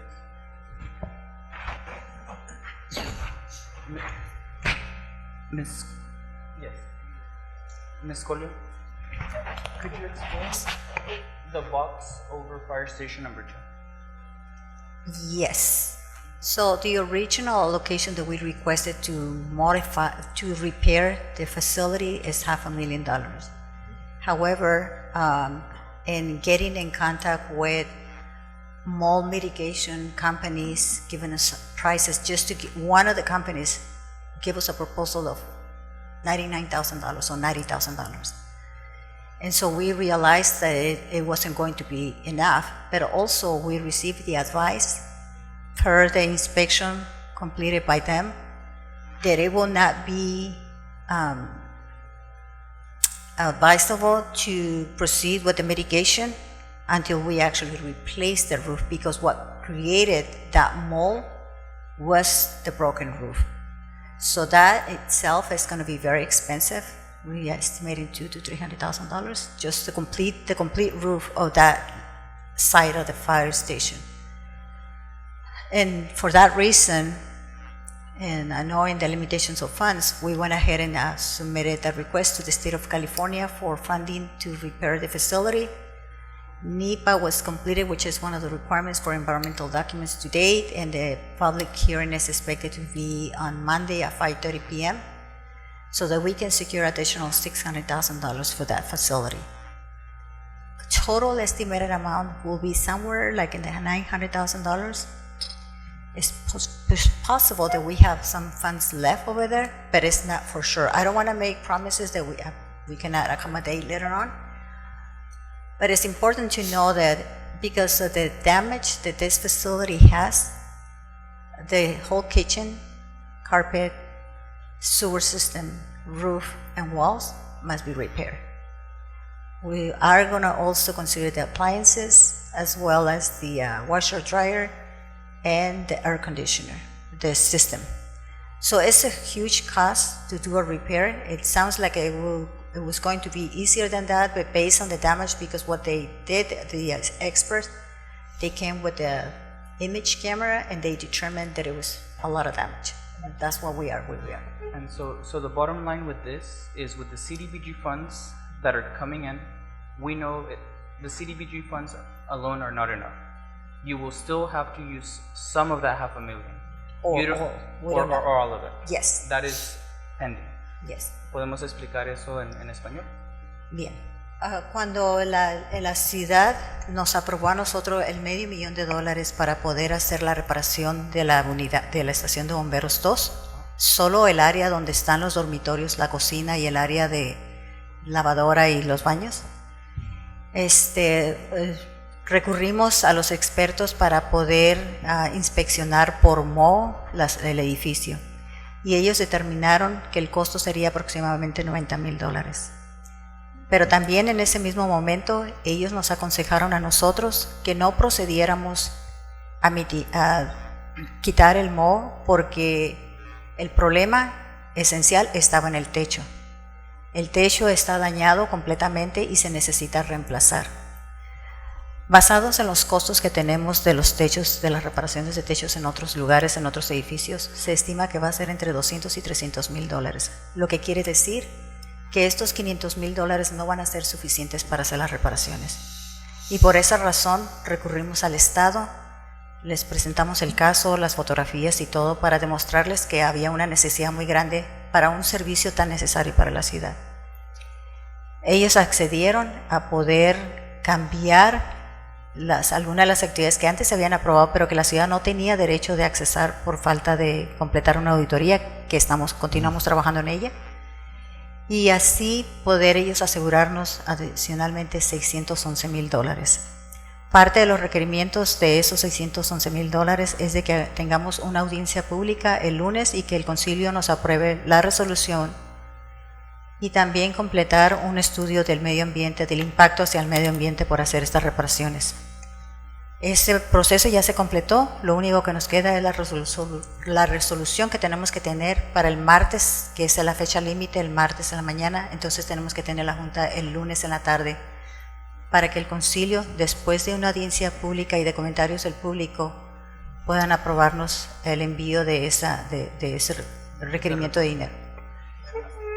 Comentaba en inglés para ser bastante claro con la comunidad, a pesar de que la administradora Colio pudo recurrir al Estado para recibir aprobación para $611,000 para esa estación de bomberos número 2, es muy probable que no sea suficiente por sí mismo los 611. Se va a utilizar de esos $500,000 que están en la cajita, una porción, no sabe, o posiblemente todo. No sabemos exactamente cuánto hasta que lleguen las propuestas de construcción. Así es. Le pregunto, administradora Colio, yo sé que el deadline para aceptar los fondos es el martes. Muchos de estas reparaciones de techo tienen una tabla de tiempo para posible reembolso, porque mucho de este daño se recurrió durante la emergencia de la tormenta de, que era mayo, abril. Octubre. Bien perdido. ¿Cómo se dice? Octubre, del noviembre. año pasado, Ajá. de octubre. Entonces, hay una necesidad de reparar esos techos para cierta fecha para poder solicitar reembolso de emergencia. So the way it works, and I just want to clarify, so you don't hold your hopes completely. When we declare an emergency, we have to submit an inventory, which we did, of all the damages occurred in the city, including 2 sinkholes and 8 buildings with roof damages, besides the overtime that everybody worked on during those days. Once that we proceed with the repairs, we have to submit all the invoices. They will be reviewed, find out if we did the proper process, and that we may get reimbursed either the total or a portion, but also we might not get reimbursed immediately. It might take us 2 to 3 months. Or no, it might take years. It might If take you remember, earthquake 2010, it took 10 years to recover those expenses. So I don't want anybody to hold your breath thinking that we're going to recover those monies in the next year, because it might not happen. Comenta la administradora Colio que una nota en estos posibles reembolsos, énfasis en el posible reembolso, que puede ser en su totalidad, puede ser parcial, es que son muy tardados. Que da el ejemplo del terremoto que pasó en el 2010, que tardó 10 años en recibir esas facturas de reembolso del Estado. Entonces, al aprobar esto, sí estamos cumpliendo con requisitos para poder meter la solicitud de reembolso, pero no se nos garantiza de que vayan a llegar o que vayan a llegar a ningún tiempo adecuado. So I also want to emphasize something very important. The way that I perceive this conversation is that we cannot just walk away from these repairs. The staff, the community, we need to repair the roof. We have no other option but to repair the roof, because we have community center, we have a library with people inside, we have buildings, operating buildings. This is part of the administrating the city and providing services to the community. So even if we don't recover the funding that we invest today, it's a great need for the city. And I want you to consider that, keep that in mind. That is something that we really need. Antes de que ustedes consideren este gasto adicional, me gustaría que reconocieran que todos estos edificios son edificios que operan y que proveen servicios a la comunidad, pero también son edificios en los que los empleados y nosotros diariamente trabajamos. Creo que a este punto no es una opción poder decir no los vamos a financiar. Yo no se los recomendaría, porque realmente estarían lastimándonos a nosotros como trabajadores, pero también al público en general, porque nosotros continuamos proveyendo servicios en un centro de comunidad para las familias, en una biblioteca que sirve a las familias. Entonces, si no podemos recuperar ese dinero, de todas maneras es una buena inversión para la ciudad. Muy bien. Y por último, en the last one, if you go to the second to last box on the bottom, one-time planning and building operating contracts. Can you explain what's going on with update housing element? The city applied 2-3 years ago for a planning grant in the amount of $160,000. They hired a consultant, but part of the scope of work was reduced to remove some elements of the required scope of work that will satisfy the state of California in terms of housing element. I found out that this a few months ago because the state, we submitted a report to the state that was completed by the consultant, and the state rejected it, and they put in a list of all the items that were missing, and when I went back to the consultant claiming why is that it's not completed, go ahead and complete it, he said, well, because review management removed some special items that we need to comply with. And so now we are sure, we actually able to, the state was great with us, the state of California Housing and Community Development, and the expired contract, we were able to bring it back, and so we have the $160,000 again. We need to pay additional $40,000, $45,000, which we're gonna put us short somewhere in the $15,000. So if we proceed, there's two options to proceed in that matter. Continue with the same consultant in adding the additional scope of work. I'm just waiting for the blessing of the state that they're going to be okay with the additional scope of work that they presented so they can complete and satisfy the requirements from the state. Or we can hire another consultant to complete that work, maybe for less funding so that we're not short. As a reminder, you are allocated $150,000 to complete the housing lending because at that point the grant was expired and it was never claimed. The funds were never claimed, so an expired grant, you cannot recover it. But again, the state of California has been very merciful with us, and they allow us to extend the contract, and that's what we are in the position that we are right now. Bottom line, it is very likely you will not be using the whole allocation. Yes. To the tune of maybe $100K that is saved. Yes. ¿En español puede dar la reseña de lo que pasó con el elemento de vivienda?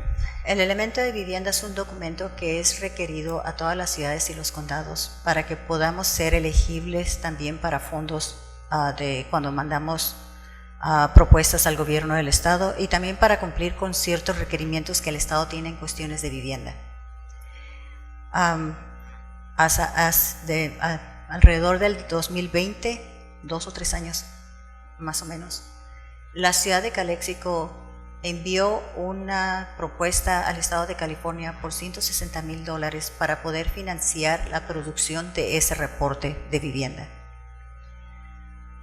Desgraciadamente, cuando se contrató al consultor,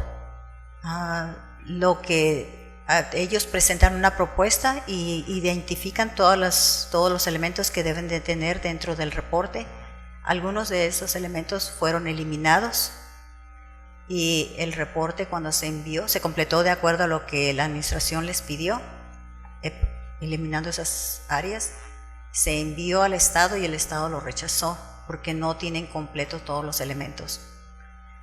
Los $160,000 que se habían dado a través de un contrato se vencieron y es cuando yo vine con ustedes a pedirles los $150,000 para poder completar ese documento. Sin embargo, con la continua discusión con el Estado y tratando de rogarles que nos dieran una opción, ¿verdad?, de continuar manteniendo esos fondos, ellos accedieron y pudimos extender el contrato, lo que quiere decir que otra vez tenemos los $150,000, $140 y tantos mil ya se gastaron, y tenemos para poder adoptar el reporte, el consultor por escrito nos mandó decir que estos son los elementos que se necesitan, lo mandamos al Estado y nada más estamos esperando que el Estado nos los apruebe. De ser así, tenemos dos opciones: que el mismo consultor complete el reporte o que contratemos a otro consultor para que complete todo el reporte basado en los requerimientos que nos faltaron. Y de ser así, entonces nosotros nada más necesitaremos alrededor de $15,000 o un poco más para completar el reporte, pero ya estaríamos dentro de los requerimientos del Estado y cumpliríamos. Entonces, técnicamente esos $150,000 que ustedes nos proporcionaron, nomás probablemente no necesitaríamos los $100,000 o un poco más. Se va a ahorrar por ahí de $100,000 en ese. Con la extensión del subsidio, yes. Sí. Okay. We'll start discussion at this point. Just to summarize the 4 sources that were just identified, where we can try to make up the $750,000. The first one was reflecting, or just taking the decision now to reduce allocations to reflect agreements with the police and fire department on their safety vehicles. You have roughly $200K. You have the balance of emergency response, $575K. CDBG we can't touch until Monday. That's a big unknown, but you have $500,000 there. And then you have $100K in housing elements. Para dar la última reseña antes de discusión, podemos tomar medidas para reflejar las conversaciones con el Departamento de Policía y Bomberos. Tenemos por ahí de $200,000 que desde ahorita podemos realocar para esos techos en la primera partida. Tenemos el balance restante de Emergency Response a $575,000.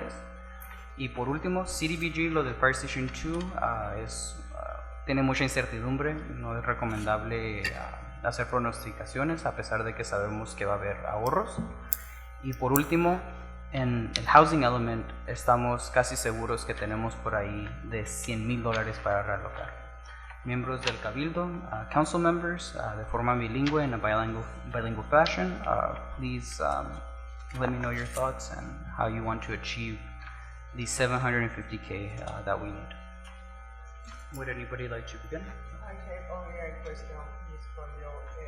How is the plan to hire an engineer going? Is it part of the budget or? No, we are going to be presenting to you a plan in the upcoming meeting for for discussion and review and potential approval. Okay. Well, any discussion? Mr. Garcia? Yeah. Oh, Mr. One thing, yeah. I'm sorry, go ahead. Okay. Yeah, so how many cannabis businesses, licenses do we have issued? ¿Cuántos tenemos de negocios de cannabis? Eran 12. ¿Eran 12? Eran 12, but not all of them are operating because some of them, they haven't done the improvements. So we need to work on that one. We have a visit. We're going to have some consultants review all the projects. We're just working on it. We did a request for proposals. We need to award the contract so that we can have a consultant to assist us in reviewing the requirements on cannabis for each one of those licenses, but also to start implementing a enforcement as required by the program.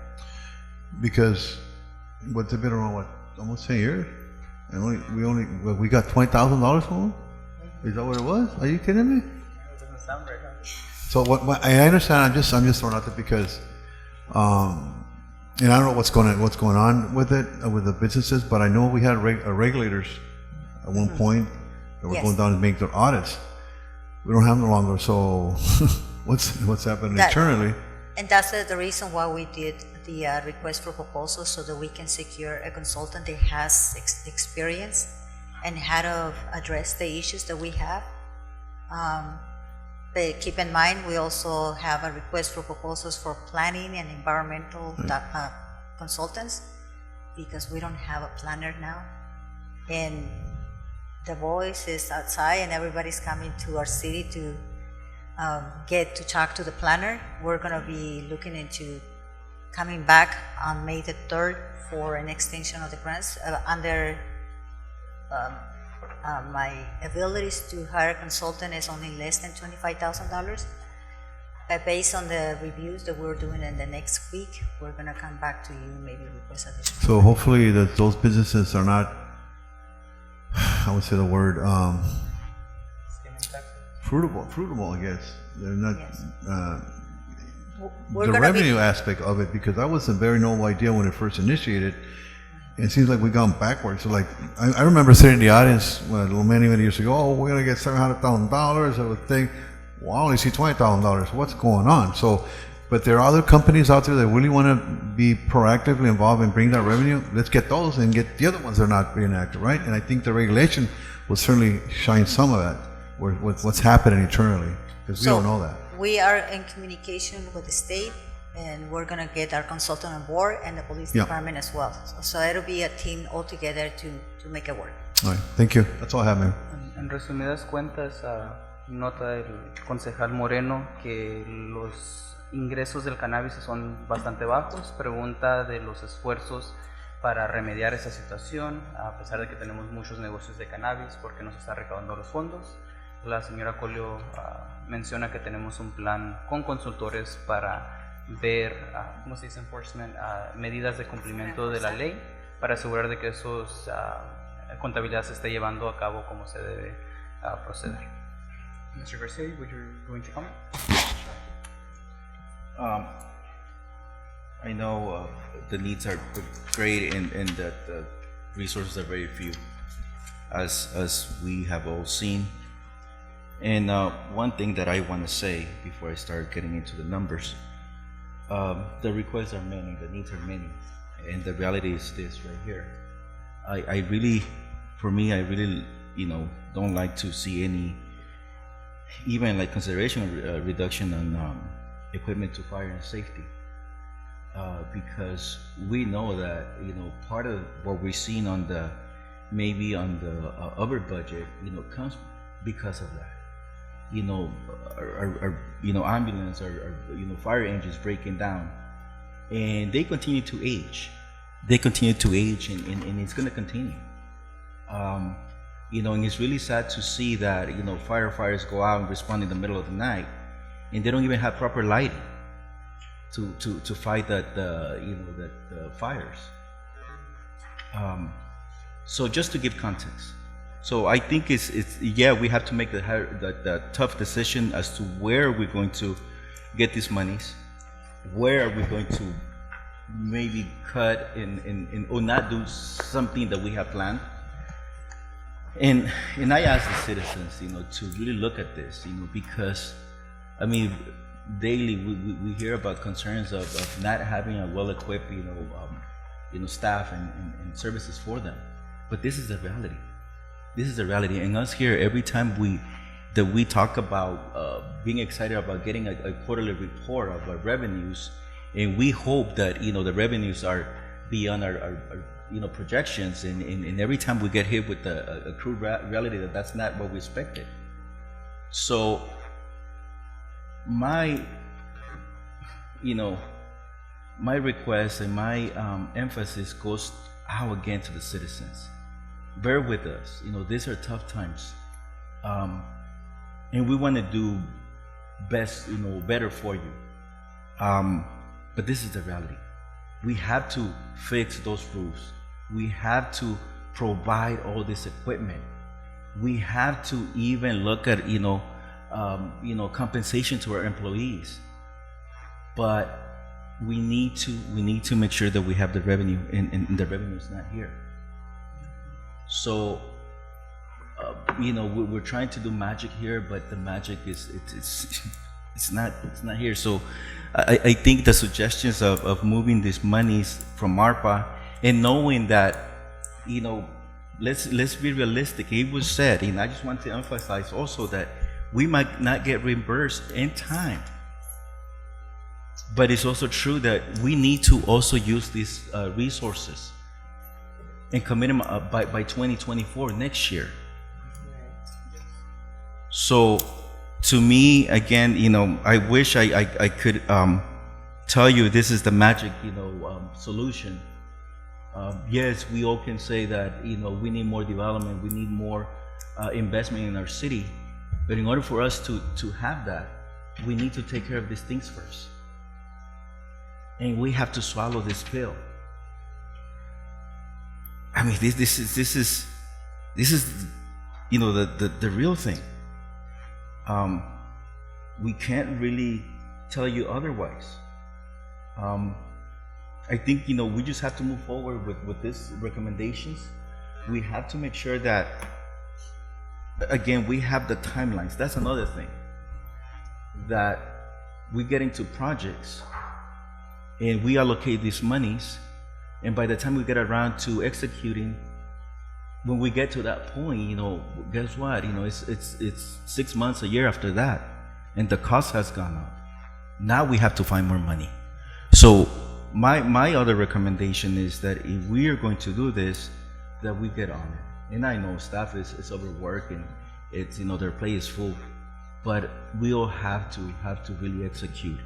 So yeah, I wish that we could go line by line, like Sandy did, but there is no other way that we can find funds besides what we have here. So my comments is, let's go ahead and move forward as is proposed, because we need to put our firefighters back at the Station 2. We need to make sure that we have the facilities available for our community members, whether it's the library, whether it's the community center, and the sooner the better. This money is ARPA, are for the citizens of Calexico. So let's put it back to them, into the benefit of them. So that's it. Mr. Garcia, ¿nos puede hacer el favor de traducir or at least give a brief resumen en español for auditor's recommendation? Voy a tratar Lo más chiquito que se de pueda. capturar. En realidad, esta es la realidad, la cruda realidad, ¿verdad? Pudiéramos o quisiéramos tener la habilidad de hacer magia, de multiplicar nuestros recursos, pero también algo que decía que de verdad me molesta, me preocupa, de que tengamos que hacer cortes a lo que es protección, ya sea policías o bomberos, cuando nuestros en todos los departamentos, pero específicamente ellos, cuando los bomberos van a responder a una llamada de emergencia y no tienen ni el equipo apropiado, no tienen ni las luces apropiadas para alumbrar una emergencia. Cuando vemos de que parte de los gastos que nos estamos excediendo es porque tenemos equipo que está ya viejo, que ya pasó su vida útil. Entonces, podemos hablar de números, pero la verdad, sinceramente, los números están ahí. Creo que ahorita tenemos esta opción de ARPA y sabemos de que tenemos que obligarlos para el 2024. Y sabemos de que si los gastamos, quizá no va a haber un reembolso. Pero lo que por lo menos me hace sentir bien es de que esto va para los ciudadanos de Calexico, ya sea para arreglarles la biblioteca, para arreglarles el centro comunitario, para que los bomberos vayan y vuelvan a la estación de bomberos 2 y para otras necesidades. Creo que es una buena inversión, es una inversión para Calexico, es una inversión para ustedes, para todos ustedes. Entonces nada más también les pido de que tenga paciencia, de que yo sé que necesitamos más servicios, pero esa es la realidad, esa es la realidad. Y pues también esa es parte de la inversión que tenemos que tener para atraer más recursos. Sabemos cuál es la clave, necesitamos más inversión, necesitamos más entradas, pero no podemos depender también de dineros que son de una sola vez o que nos da el gobierno. Nosotros tenemos que generar nuestros propios ingresos. ¿Y cómo lo hacemos? Con inversión. Pero si no mejoramos nuestra propia infraestructura, si no capacitamos a nuestro personal, esa inversión no va a venir. Entonces creo que esto es una buena opción, es una buena propuesta. Creo que tenemos que seguir con esto y nada más asegurarnos de que el tiempo que se va a hacer esto, de que se haga de ya. Y entiendo de que estamos muy todos, sí, estamos muy ocupados todos, el staff. Pero si esperamos a que 6 meses, 1 año para que se hagan estos proyectos, para ese tiempo ya estos costos subieron y es lo que nos ha pasado muchas veces. Entonces, les pido de que tengan paciencia, de que nos echemos la mano, porque esto es para ellos, para todos nosotros. Más o menos el resumen de Excelente resumen. I do have a motion that will facilitate the approval of this, but before we get there, Mr. Manzanares, anything that you would like to add? I know a lot has already been covered.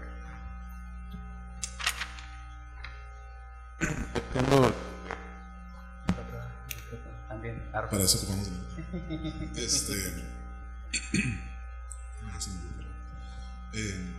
entiendo las preocupaciones también de concejal García,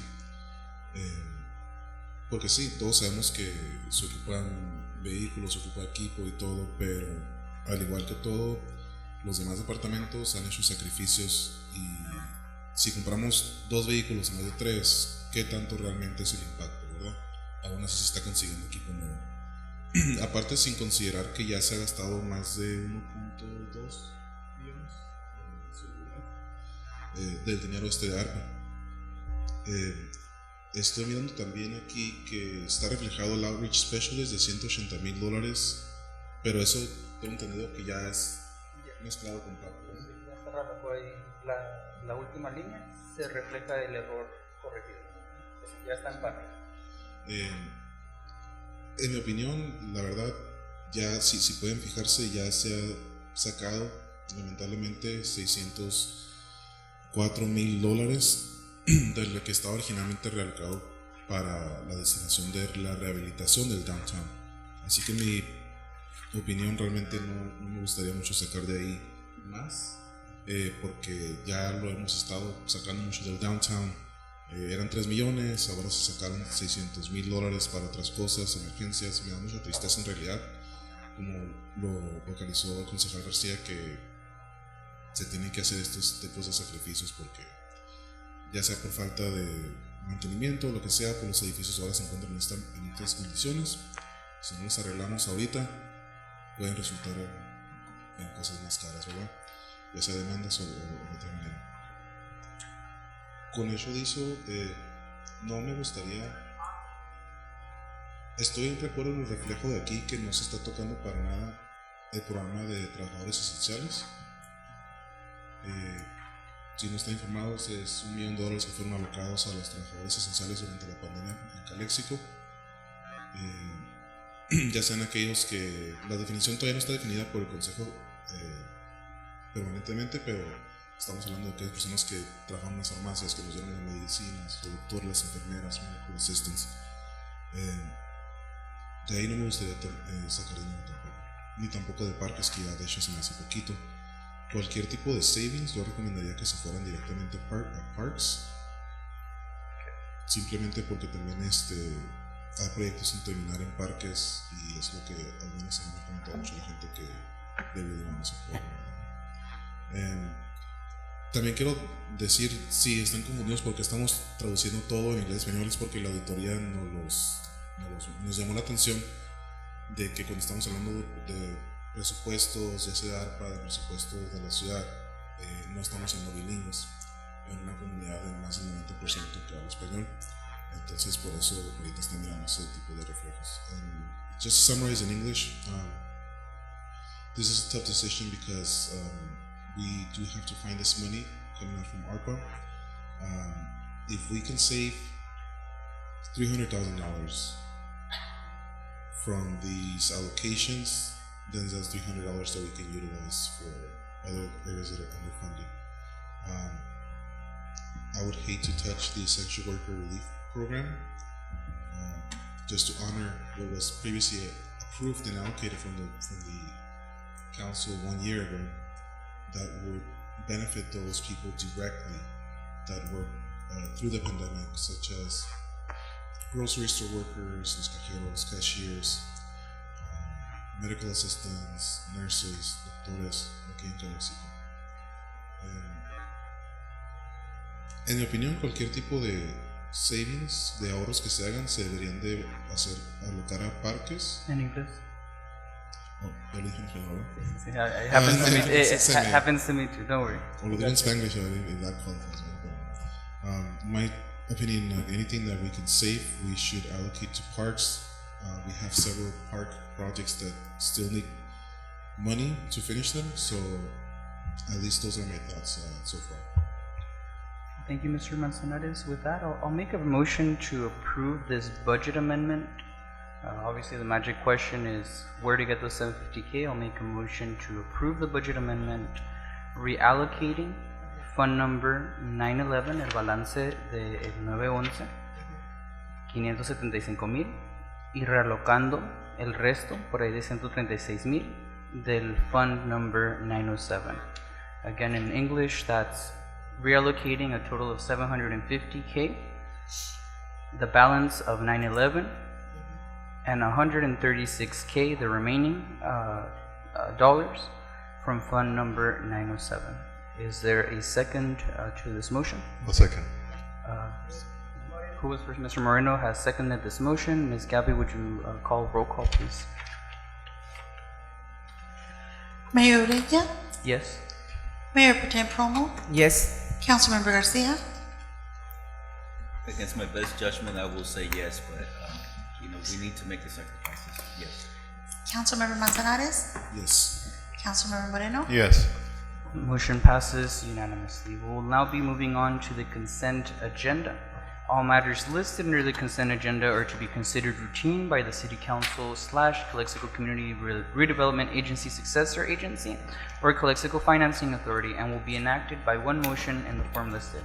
Any item may be removed from the consent calendar and considered separately by the City Council. As a reminder, we have added items 15 to 21 and item number 23 to the consent agenda. Any motions for the consent agenda? I'll second that, but with one little caveat here. Yes, sir. Okay, so and this is what I'm going to side with Mr. Garcia, because he's always brought this to attention to us, and I thank him for that, because it's always about the change orders. We're about to prove all this, right? And what I like to see is this the final money we're going to dish out, and not going to be any change orders that are going to come out, right? It's always change orders. And the other thing also, make sure that we get updates and also a timeline where all these projects are going to be done, because it's been, especially what happened with the fire department, right? The new fire department hasn't been open because change order after change order, and the bill just goes up. So I'll second that with that, unless somebody else want to say something. I think that's a very valid direction given to City Manager Colio on those things. There's a motion by Ms. Romo, second by Mr. Moreno. And More discussion? is there a particular item? No, just on the consent agenda? Go yes. ahead. Of course. Yes, I just want to make sure that, again, the timelines are clear, because that's how we have run into issues when it comes to projects. I understand that we have to have project managers, that we have to have people overseeing these type of projects. But even when we have those, when we have that in place, we have always fallen short. So I want this motion to clearly state, as Mr. Moreno said, that every month or every 2 months to get an update, as to where we stand, because we need to make sure that we stay on, schedule, to make sure that we don't run into any more cost overruns and also change orders. Every time there's a change order, as it has been done before, I want to make sure that we look at it and that we have a clean. Yes, Ms. Colio? Yes, so I want to make sure that we on the same page. I'm not the kind of person who is going to approve a change order until it comes with the City Council if it's necessary. Now, there's a fine line about change orders. People has this misunderstanding about change orders. Change orders only happens for something that was not there, visible, and is totally contingent, something that was not in the table. Let me give you an example. If you dig in the dirt and you find a septic tank, that's a change order because it was not visible. But I'm not going to come over here to say, I want to change those shares because I want them blue now. That's not a change order. That is a change in the scope of work. We're not going to do that with these projects. We're going to do specifically what we were asked to do, And unless something really bad happened, that we have another storm or something happen, most likely there will be no change orders. And we will come with you before anything else happens. Thank you. Thank you, Ms. Colio. All right, direction has been given, received by City Manager Colio. Roll call vote. Could I please get the motion restated? Motion by Romo for approval of the consent agenda and a second by Councilman Moreno. To approve the consent agenda, which is includes items 15 to 21 and 23. Plus 15 to 21.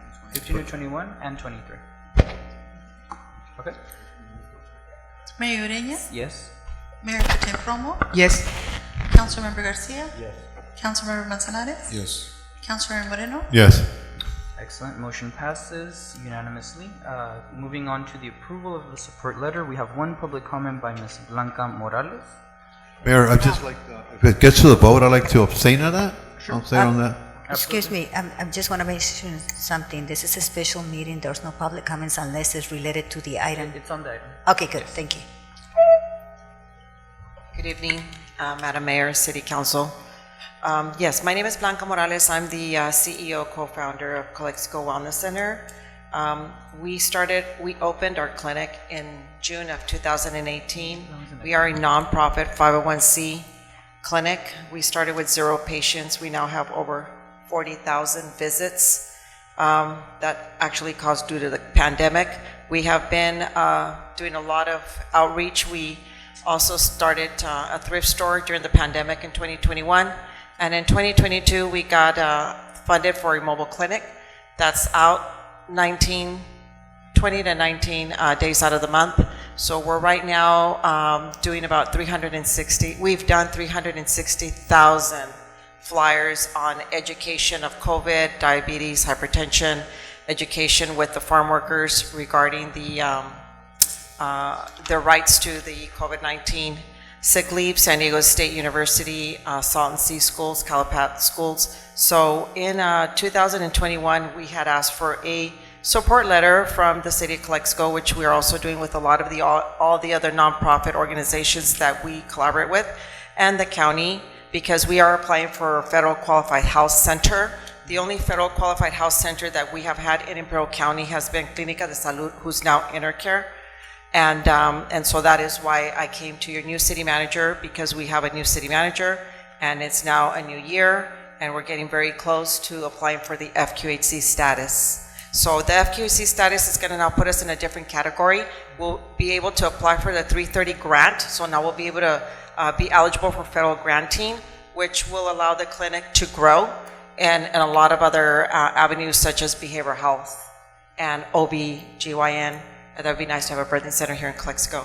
We don't have a hospital. So we've got, big dreams happening here in healthcare in the city of Calexico. Sounds great. With that, if you finalize your comment, I'll make a motion to approve. Second by Ms. Romo. Mr. Mayor, one real quick question. Just for the matter of transparency and just to adhere to the... A roll call vote? Yes, I am going, because I am president of the board of Calexico Wellness Center, so I want to make sure that I'm going to abstain from that vote. Okay? Thank you. I do have a small, and this is just a matter of concern for disability. The item as it's presented right now, it just gives us a small background and a couple of... Yes. It just seems like it needs more information on the item before, we know the work that you do, and we know that what Calexico Wellness does. The item legally as it's presented to us, it's just the 2 paragraphs of background, and then it jumps straight away to the recommendation, the letter of support. So I don't know if I'm sharing, if I'm alone in this feeling that it feels like it needs at least some background information for the citizens to access why we are supporting this letter of support. Correct. You're not mistaken, and on the line item itself, it should have been, just for future reference to staff, it should have been approval of letter of support for Calexico Wellness, and then say something about that it's specifically for the federal... the FQHC application that we're applying for. And I have a copy here of what Figueroa had gave us in the past. And for the future, it sounds like you also want a slightly beefier staff report as well. Yeah, I mean, Of course, we want to approve this, and we know the work that you do. It just seems like legally, if a citizen is not informed, they just want to access this information. It just seems like it jumps straight to like approval without actually saying why. Yes. Right. With that, I mean, I know at least I know the work that you do, and it's great work. So I am comfortable filling this. Is it already second? Yes, there's a, we're pending a roll call vote. We're just going to continue with the roll call vote. I just want to call attention to that because it seems like lack of transparency in that regard. So why the city is Of course, and we'll give direction to staff to please be more careful with line items are written to provide more information and more background in the staff reports for future requests for nonprofit support, please.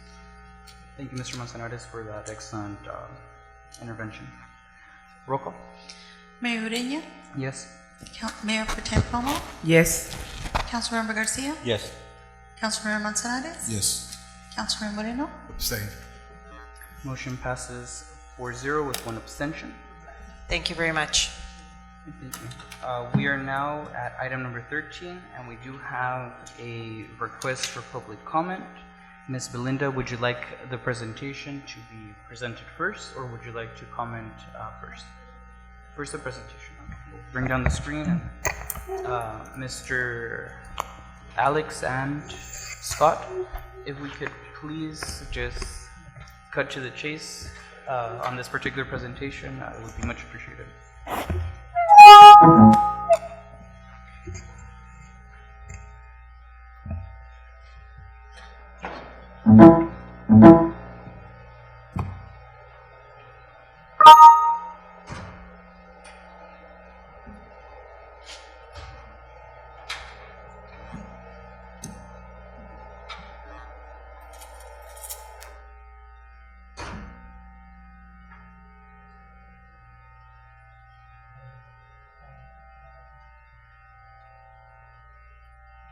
Wait for the PowerPoint presentation. Okay. The pool item is next. I gotta love budget meetings.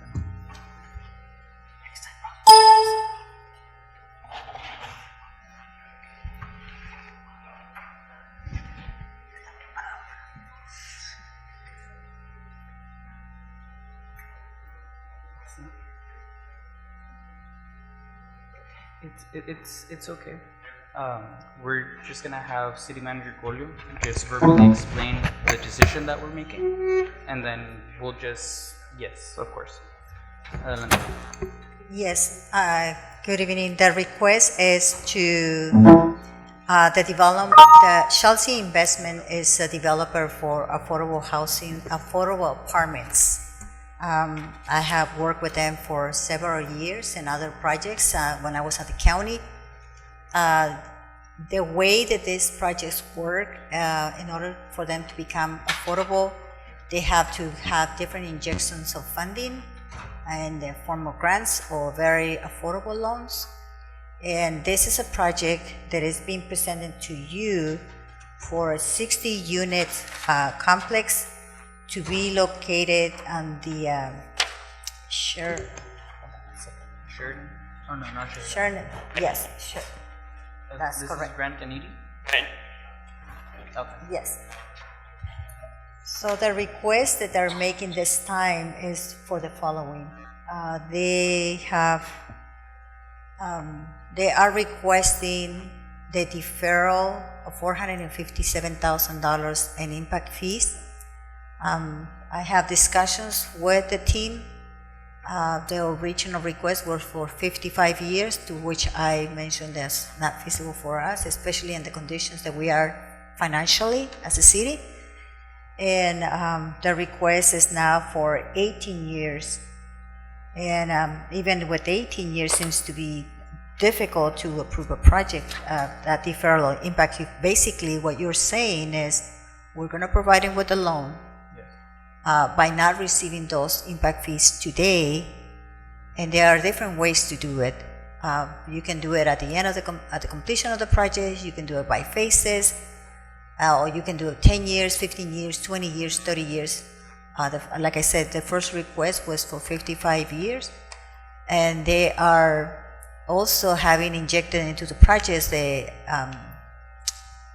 IIG funding, which is $3.8 million that they were able to secure through the state. And if they could jeopardize that funding if we fail to provide some sort of incentive. They see it as an incentive that the city allows them to defer those fees, the impact fees. But also as a reminder, based on the audit that we receive from the state, in which we don't recover some of the impact fees and the development fees and the other fees, we're also putting ourselves in a difficult position. And I just want you to keep that in mind before you make a decision. This is being presented to you with the 18 years deferral loan agreement, deferral impact loan agreement, and it's for a total of $457,000. Okay, that's a pretty good encapsulation of what's going on here for the public. Ms. Belinda, would you like to come up and express your opinions? In your opinions in their totality, yeah. Ms. Colio, she did a really good synopsis of Chelsea's. Micrófono. Oh, I'm sorry. Can you hear me? There you go. Buenas tardes, Concilio, Administradora Mayor y la comunidad. Yo quiero decirles que yo sé mucho de Chelsea. El tiempo que yo estuve aquí en Calexico, yo me encargué de analizar y dirigir y administrar la cartera de más de $21 millones de cuentas por cobrar de préstamos para viviendas y activos de la propiedad de la ciudad. Muchos de esos préstamos los tiene activamente Chelsea. De todos los quiero saber préstamos que ellos tienen con todas las viviendas de bajos recursos que ellos son. Nosotros de la ciudad de Calexico ahorita somos los que más tenemos viviendas de housing affordability. Lo que necesitamos es market rate houses para la gente. Sin embargo, de todos los contratos que yo vi de Chelsea, y al tiempo yo contacté al señor Markowitz y le dije, oye, ¿por qué nadie analiza y estamos atentos a esos contratos? Porque ellos quieren este préstamo, y la señora Colio tiene razón, casi todos son de 55 años. Si ustedes se fijan en muchos préstamos que tenemos con Chelsea, hemos colaborado con ellos, nunca han analizado para saber y ver su estatus financiero, porque si se fijan en lo que ellos están proponiendo es de que después de que todos los que ellos salgan adelante con dinero, que siempre suele suceder que nunca tienen dinero. Sin embargo, Chelsea al terminar cada proyecto siempre ganan $1 millón. Y yo me puedo sentar con ustedes, es un tema muy complicado, pero yo les quiero dar saber de que ellos vienen a nuestra ciudad a pedir. Ahorita acabamos de terminar el budget que nos presentó la señorita Fonseca y pidiendo ese dinero, o sea, no se me hace justo. Yo hablando hablando porque yo ya he visto todos los préstamos y analizando cuando yo estuve aquí por 3 años, y es todo lo que hice. Y hablando con los abogados y todo, no se me hace justo que venga esta compañía. Recomiendo usted, just so I know what your opinion is. Mi opinión es de que ellos... Let me just ask the question. Are you against any kind of deferral, or do you want better terms?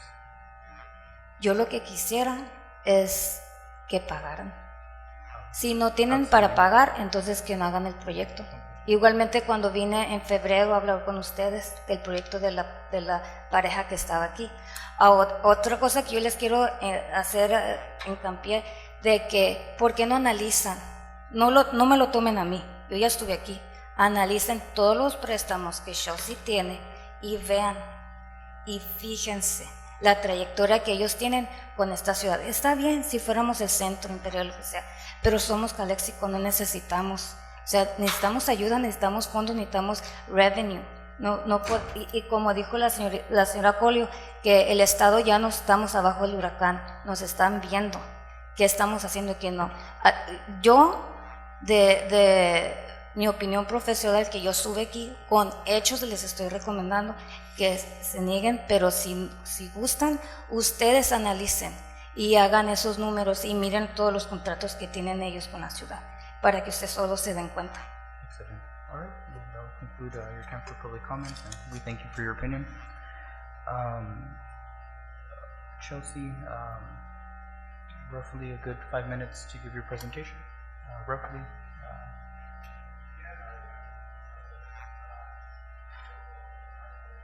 Or just, would you like to give an oral presentation? Microphone, please. You might want to remove. Okay, sure. Yeah. That seems to work. There you Okay. go. So I'm Scott Shiver. This is Alex Merson with Chelsea Investment Corporation. We're working on the Remington BS project. I know we were here about a year ago working on entitlements for the project. This is the first phase of 3, and it's on Sheridan and Grant and Edie are the cross streets.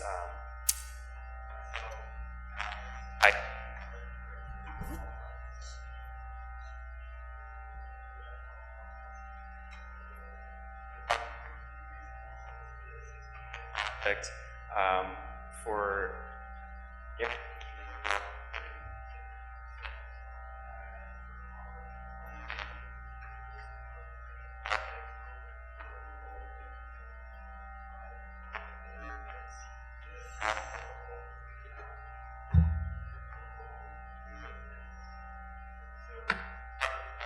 Well, we received the IIG funds, which would help with building a public park adjacent to the property and constructing streets as well and widening Highway 98. So one of the reasons we need these this fee deferral loan is to help the project move forward. If it's not received, we may have to delay the project, which means we would have to get back the IIG funds, which therefore we wouldn't be able to put in the public park and implement the construction of the roads adjacent to the project. So just briefly, it's meeting the housing needs of the city of Calexico, providing housing for low-income families and farm workers, putting in public benefits as far as the public park and the roadways. It's kind of the gist of the presentation for you. I have a quick question. Yes. How much is in developer fees that you charge into the project? And can you defer your own development fees in the same way that you're asking the city to develop our impact fees? Yes, so we actually we're deferring a majority of the developer fees. So we have a cash developer fee of $2 million, but we're deferring, according to ours, let's see.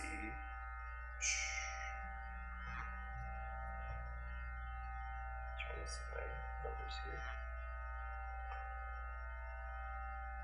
It looks like around 1.8 million in deferred. So you're keeping $200,000 in developer fees? Fairly low, yeah. Okay. Did you have, can we have access to that pro forma just for the sake? Yes, yeah, I can provide that. Okay, thank you. Okay, last question or question for me is just for purposes of agenda. What is your deadline for this particular deferral? So for the deadline, we're looking for at least, I would say, within 2 weeks from today.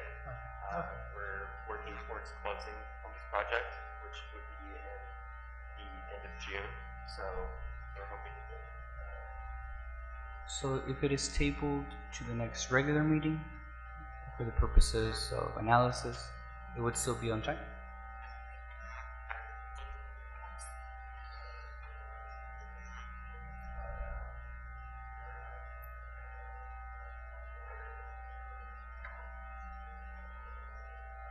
Okay. I would just like to have access to the pro forma and the information so that way we can, the city council can make a better assessment. I wasn't provided with the pro forma. Okay, thanks. Council, Mr. Marner, looks like you have some comments. Yeah, thank you for your proposal.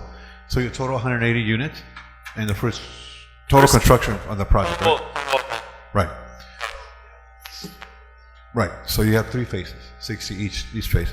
So right now you're asking for 455 and change, and so how long does it take to build 60 units? How many? 18 months? Okay. Right. If you finish that phase, the first phase, you start immediately to the other one, and then you come back for a second request to waive those fees. Right? I mean, theoretically, no?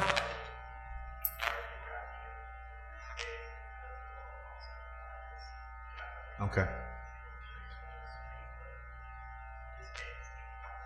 Okay, got it. And what I'm alluding to is that if you would come back, it would be less than this?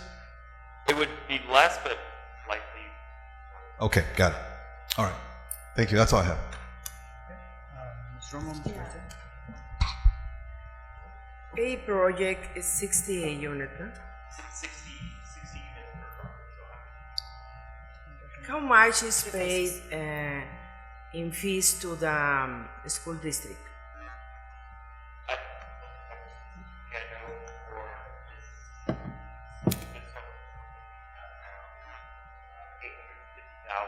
In total impact. 800.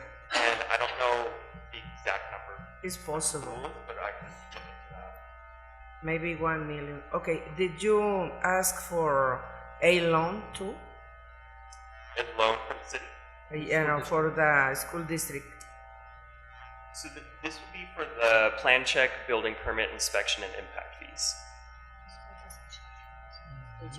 So I guess the question you're asking is, did you also ask them for, like you're asking us? For deferral for their Deferral. fees. Yeah. From the school district. For the school we have district, not. yeah. No. No. For what? I guess the question is, do you plan to or not? Or? That wasn't originally part of the plan. Okay. I just hope you can understand. I mean, you just sat through a whole budget meeting, so how the situation that we're in, right? And of course, that we love this project. I mean, housing is crisis nationwide, and specifically here in Calexico. I mean, this project is great. It has a community gathering space, bathrooms, computer lab, on-site services free of charge, 100% affordable housing. So of course, we love this project. I would have loved to see a presentation though. I think that's a very vital part of us taking a decision. So I think like if we table it till it comes back possibly May 3rd with a functioning presentation, I think it would be a little bit easier for us to make an educated decision, I think. Would you like to formulate that motion to table? Can I make there's comments from Ms. Garcia? what's the total investment in this project? Just for even for the first phase, the 60 units. Are you asking the total project cost? Or Yes. Total project cost for this project is we're around $30 million. $30 million. So we're talking about 400,000. 450, right? So I don't see how a $30 million project will be delayed for 450,000. Right? I mean, if you're asking for this long deferral, so I see that your investment is quite, large. Right. So to me, I mean, I don't even have to bring this back. I understand it's affordable housing, it's great, we need it, but I also understand that we need this revenue. I mean, we just sat through this, and I also I recall, and I know that one of the planning commissioners was here when this project came before them. Exactly what you're asking on the impact fees. That's what the public, the citizens came out that they needed to have some mitigation. So to me, this weighs really heavy, where we need to make sure that we get this money to mitigate all these impacts, whether it's traffic, whether it's how we're going to provide safety and all these things. So I mean, I just can't see doing this even for 18 years.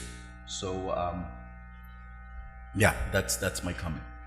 So the referral is 18 years or 30 years? It was negotiated from 55 to 18 years. 18 years. And I'm sure we'll be negotiating further with the city manager. 18 years. if, you know, as we decide. The only thing I have to comment, and I echo the sentiments of my fellow colleagues. The only thing that is very tempting about this project is the public park and the much needed west side widening of Highway 98. Under no circumstances do I want to jeopardize those things. But there's the terms as are presented right now. We've done these deferrals before. They're especially unaffordable at this particular time. We obviously want the affordable housing as well, as a part of the project. And, you know, at this point, I'll just make a motion to table to meeting of May 3rd. Second. There's a second by Mr. Manzanares. Any additional comments? No? Ms. Yappi, roll call. Mayor Ureña, Yes. Mayor Pro Tem Romo, Yes. Councilmember Garcia, No. Councilmember Manzanares, Yes. Councilmember Moreno. Yes. There is a motion to table that passes 4-1. It is tabled to the regular meeting of May 3rd. Thank you. Moving on to the presentation. Ms. Gerardo, I know you've been waiting for many hours, and you got a fan base here that's been waiting patiently. ARPA and summer pool programs. Thank you, Mayor. Good evening, Council and members of the public. During our last meeting, there was a request from this Council to bring this item back for discussion. As presented last time, we proposed 2 program options. The first option is a 10-week program. The second option is an 8-week program. Both will embrace swimming lessons, open swim, water aerobics, lap swim, Fun Family Fridays. The difference will be the amount of weeks it is open to the public. Upon reviewing recreation's budget and finances, we realized that we can afford this year a contribution from our Measure H allocations to this project program, thus needing a lesser amount from ARPA funds. So right now, we are proposing the City Council approves the expense of $35,000 from our Measure H monies, recreation funds, and adopts the corresponding budget amendment resolution for Fund 255, American ARPA Plan Act, from park infrastructure to summer pool program. Okay. We have 2 options before us. No public comment slips have been received at this time, unless Madam Secretary has any at her disposal. None at this moment. Any discussion by council? The total, I guess I misunderstood, but you said the total is 35,000 or 35,761? The total ARPA expense for both options, Ms. Gerardo? So the first option Okay. would be $28,153 with 21 cents. For 10 weeks? And for 10 weeks. And the second option will be $17,051 with 92 cents. For 8 weeks? For 8 weeks, correct. Okay. Any discussion by council? Motions on the floor? We'll take any motions, of course. Motion to approve. What option? ¿Cuál opción? Which one? 8. ¿La de 10 semanas? ¿De cuál fondo? ¿Cuál de todos? Downtown, emergency response. The request As- is As this is coming out from parks. Ahorita va a salir de parques. Eso es lo que Right. está. That would be our recommendation. Parks? Is there? So just to make sure, it's coming from 2 different funding sources. One is Measure H and the other portion is parks. Mr. Manzanares, I ¿qué have vas a some decir? discussion, just because There's a second by Mr. Garcia. we brought this back because specifically I didn't want to take anything else from parks, so it seems like it's all for nothing if we take it away from parks as well. I would recommend, because obviously we want this program, it was a huge success last year. My recommendation would be, it's a little contradictory to what I said previously, but it's if we approve option B, we only have to really spend $17,000. earlier items. Would it be possible to get it from the possible savings that we would get from the For the housing out? We were talking about how we probably wouldn't need the entire amount. At 17,000, only if we go for option B, would that be a more feasible thing? It would make me more comfortable not to take anything else from this. ¿Considerarías Yeah. agarrarlos de estos ahorros de la vivienda en lugar de parque? En vez del parque. Puede ser de parques o puede ser de aquí, pero... Pero quieres la... Ok. ¿Puedes hacer una enmienda a tu moción para sacar de vivienda? O de estos ahorros...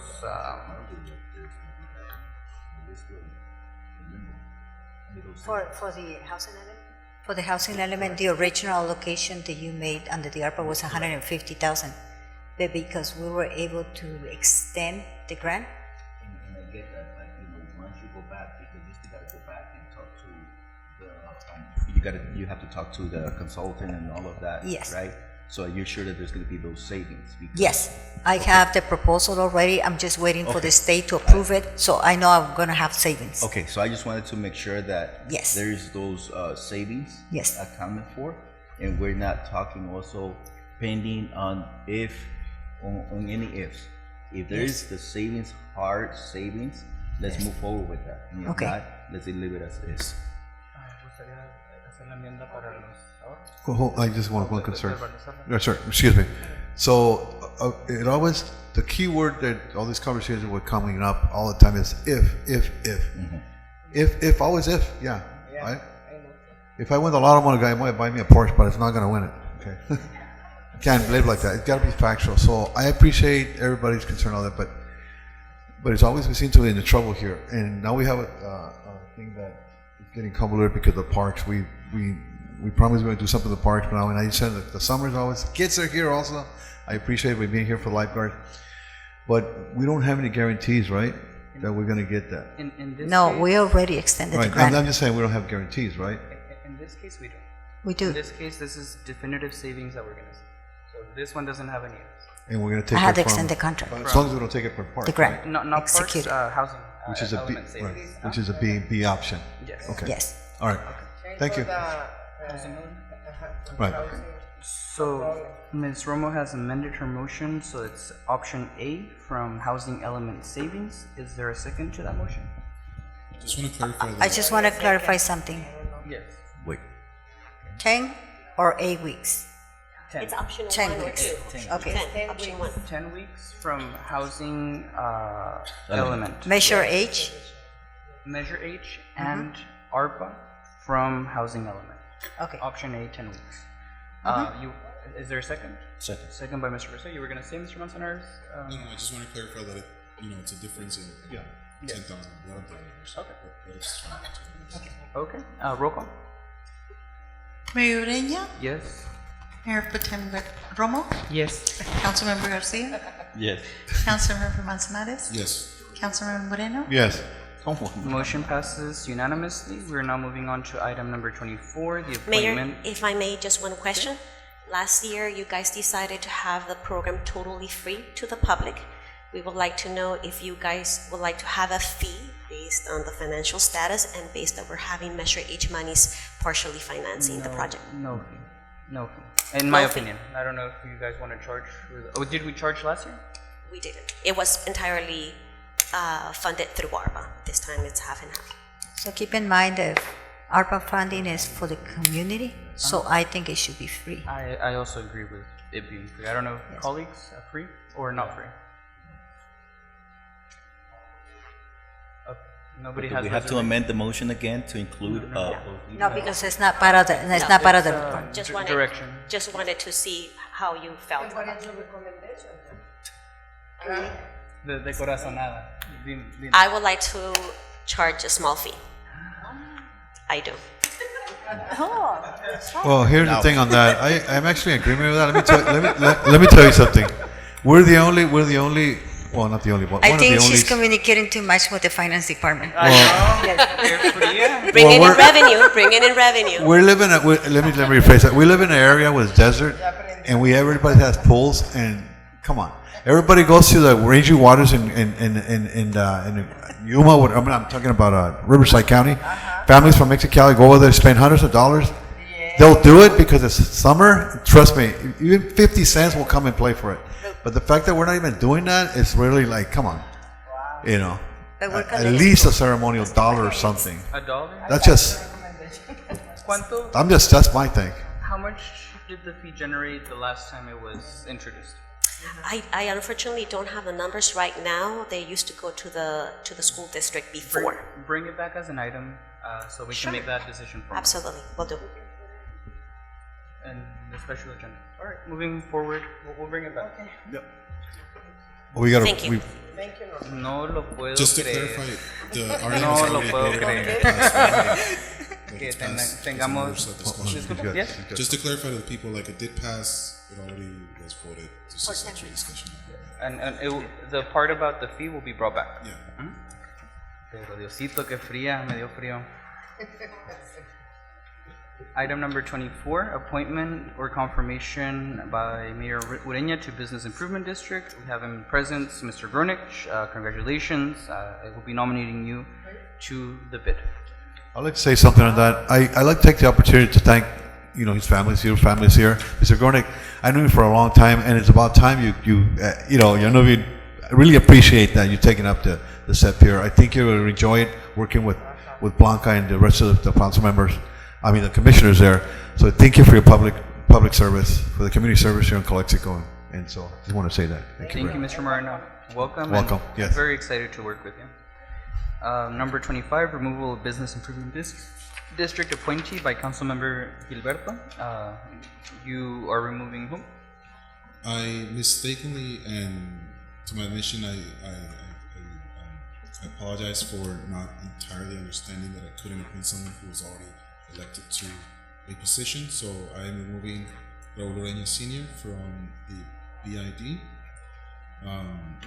So of course it's open, and I do have a couple of options that are interested. Just to whoever's watching, if you're interested, please fill out the application, send it to the city clerk, so they can be considered for the BID. Okay, so Raul Ureña Sr. is hereby removed by Councilmember Manzanares. Item number 26, do you have an appointment to the Personnel Commission? I do, and this person sent the application to me personally, but I'm going to send it to you. Belén de Fajardo is going to be my Personnel Commission member. Belén de Fajardo. Belén de Fajardo. Belén. Okay, person is appointed officially. Informational items, we are receiving and filing Library Board of Trustee minutes for a meeting of February 16, 2023. We'll start with future agenda items, starting with Vice Mayor Romo. Any future agenda items? No future agenda items. Mr. Garcia? I want to go back to a request to have a presentation on the status of our healthcare system.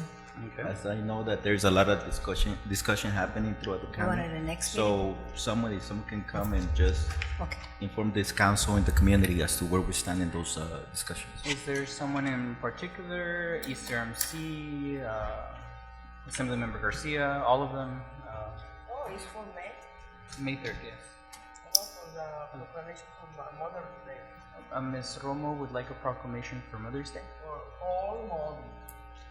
Todas las All year. Mr. Garcia, I'm sure you'll work on that. Yeah, I'll work on Manzanares?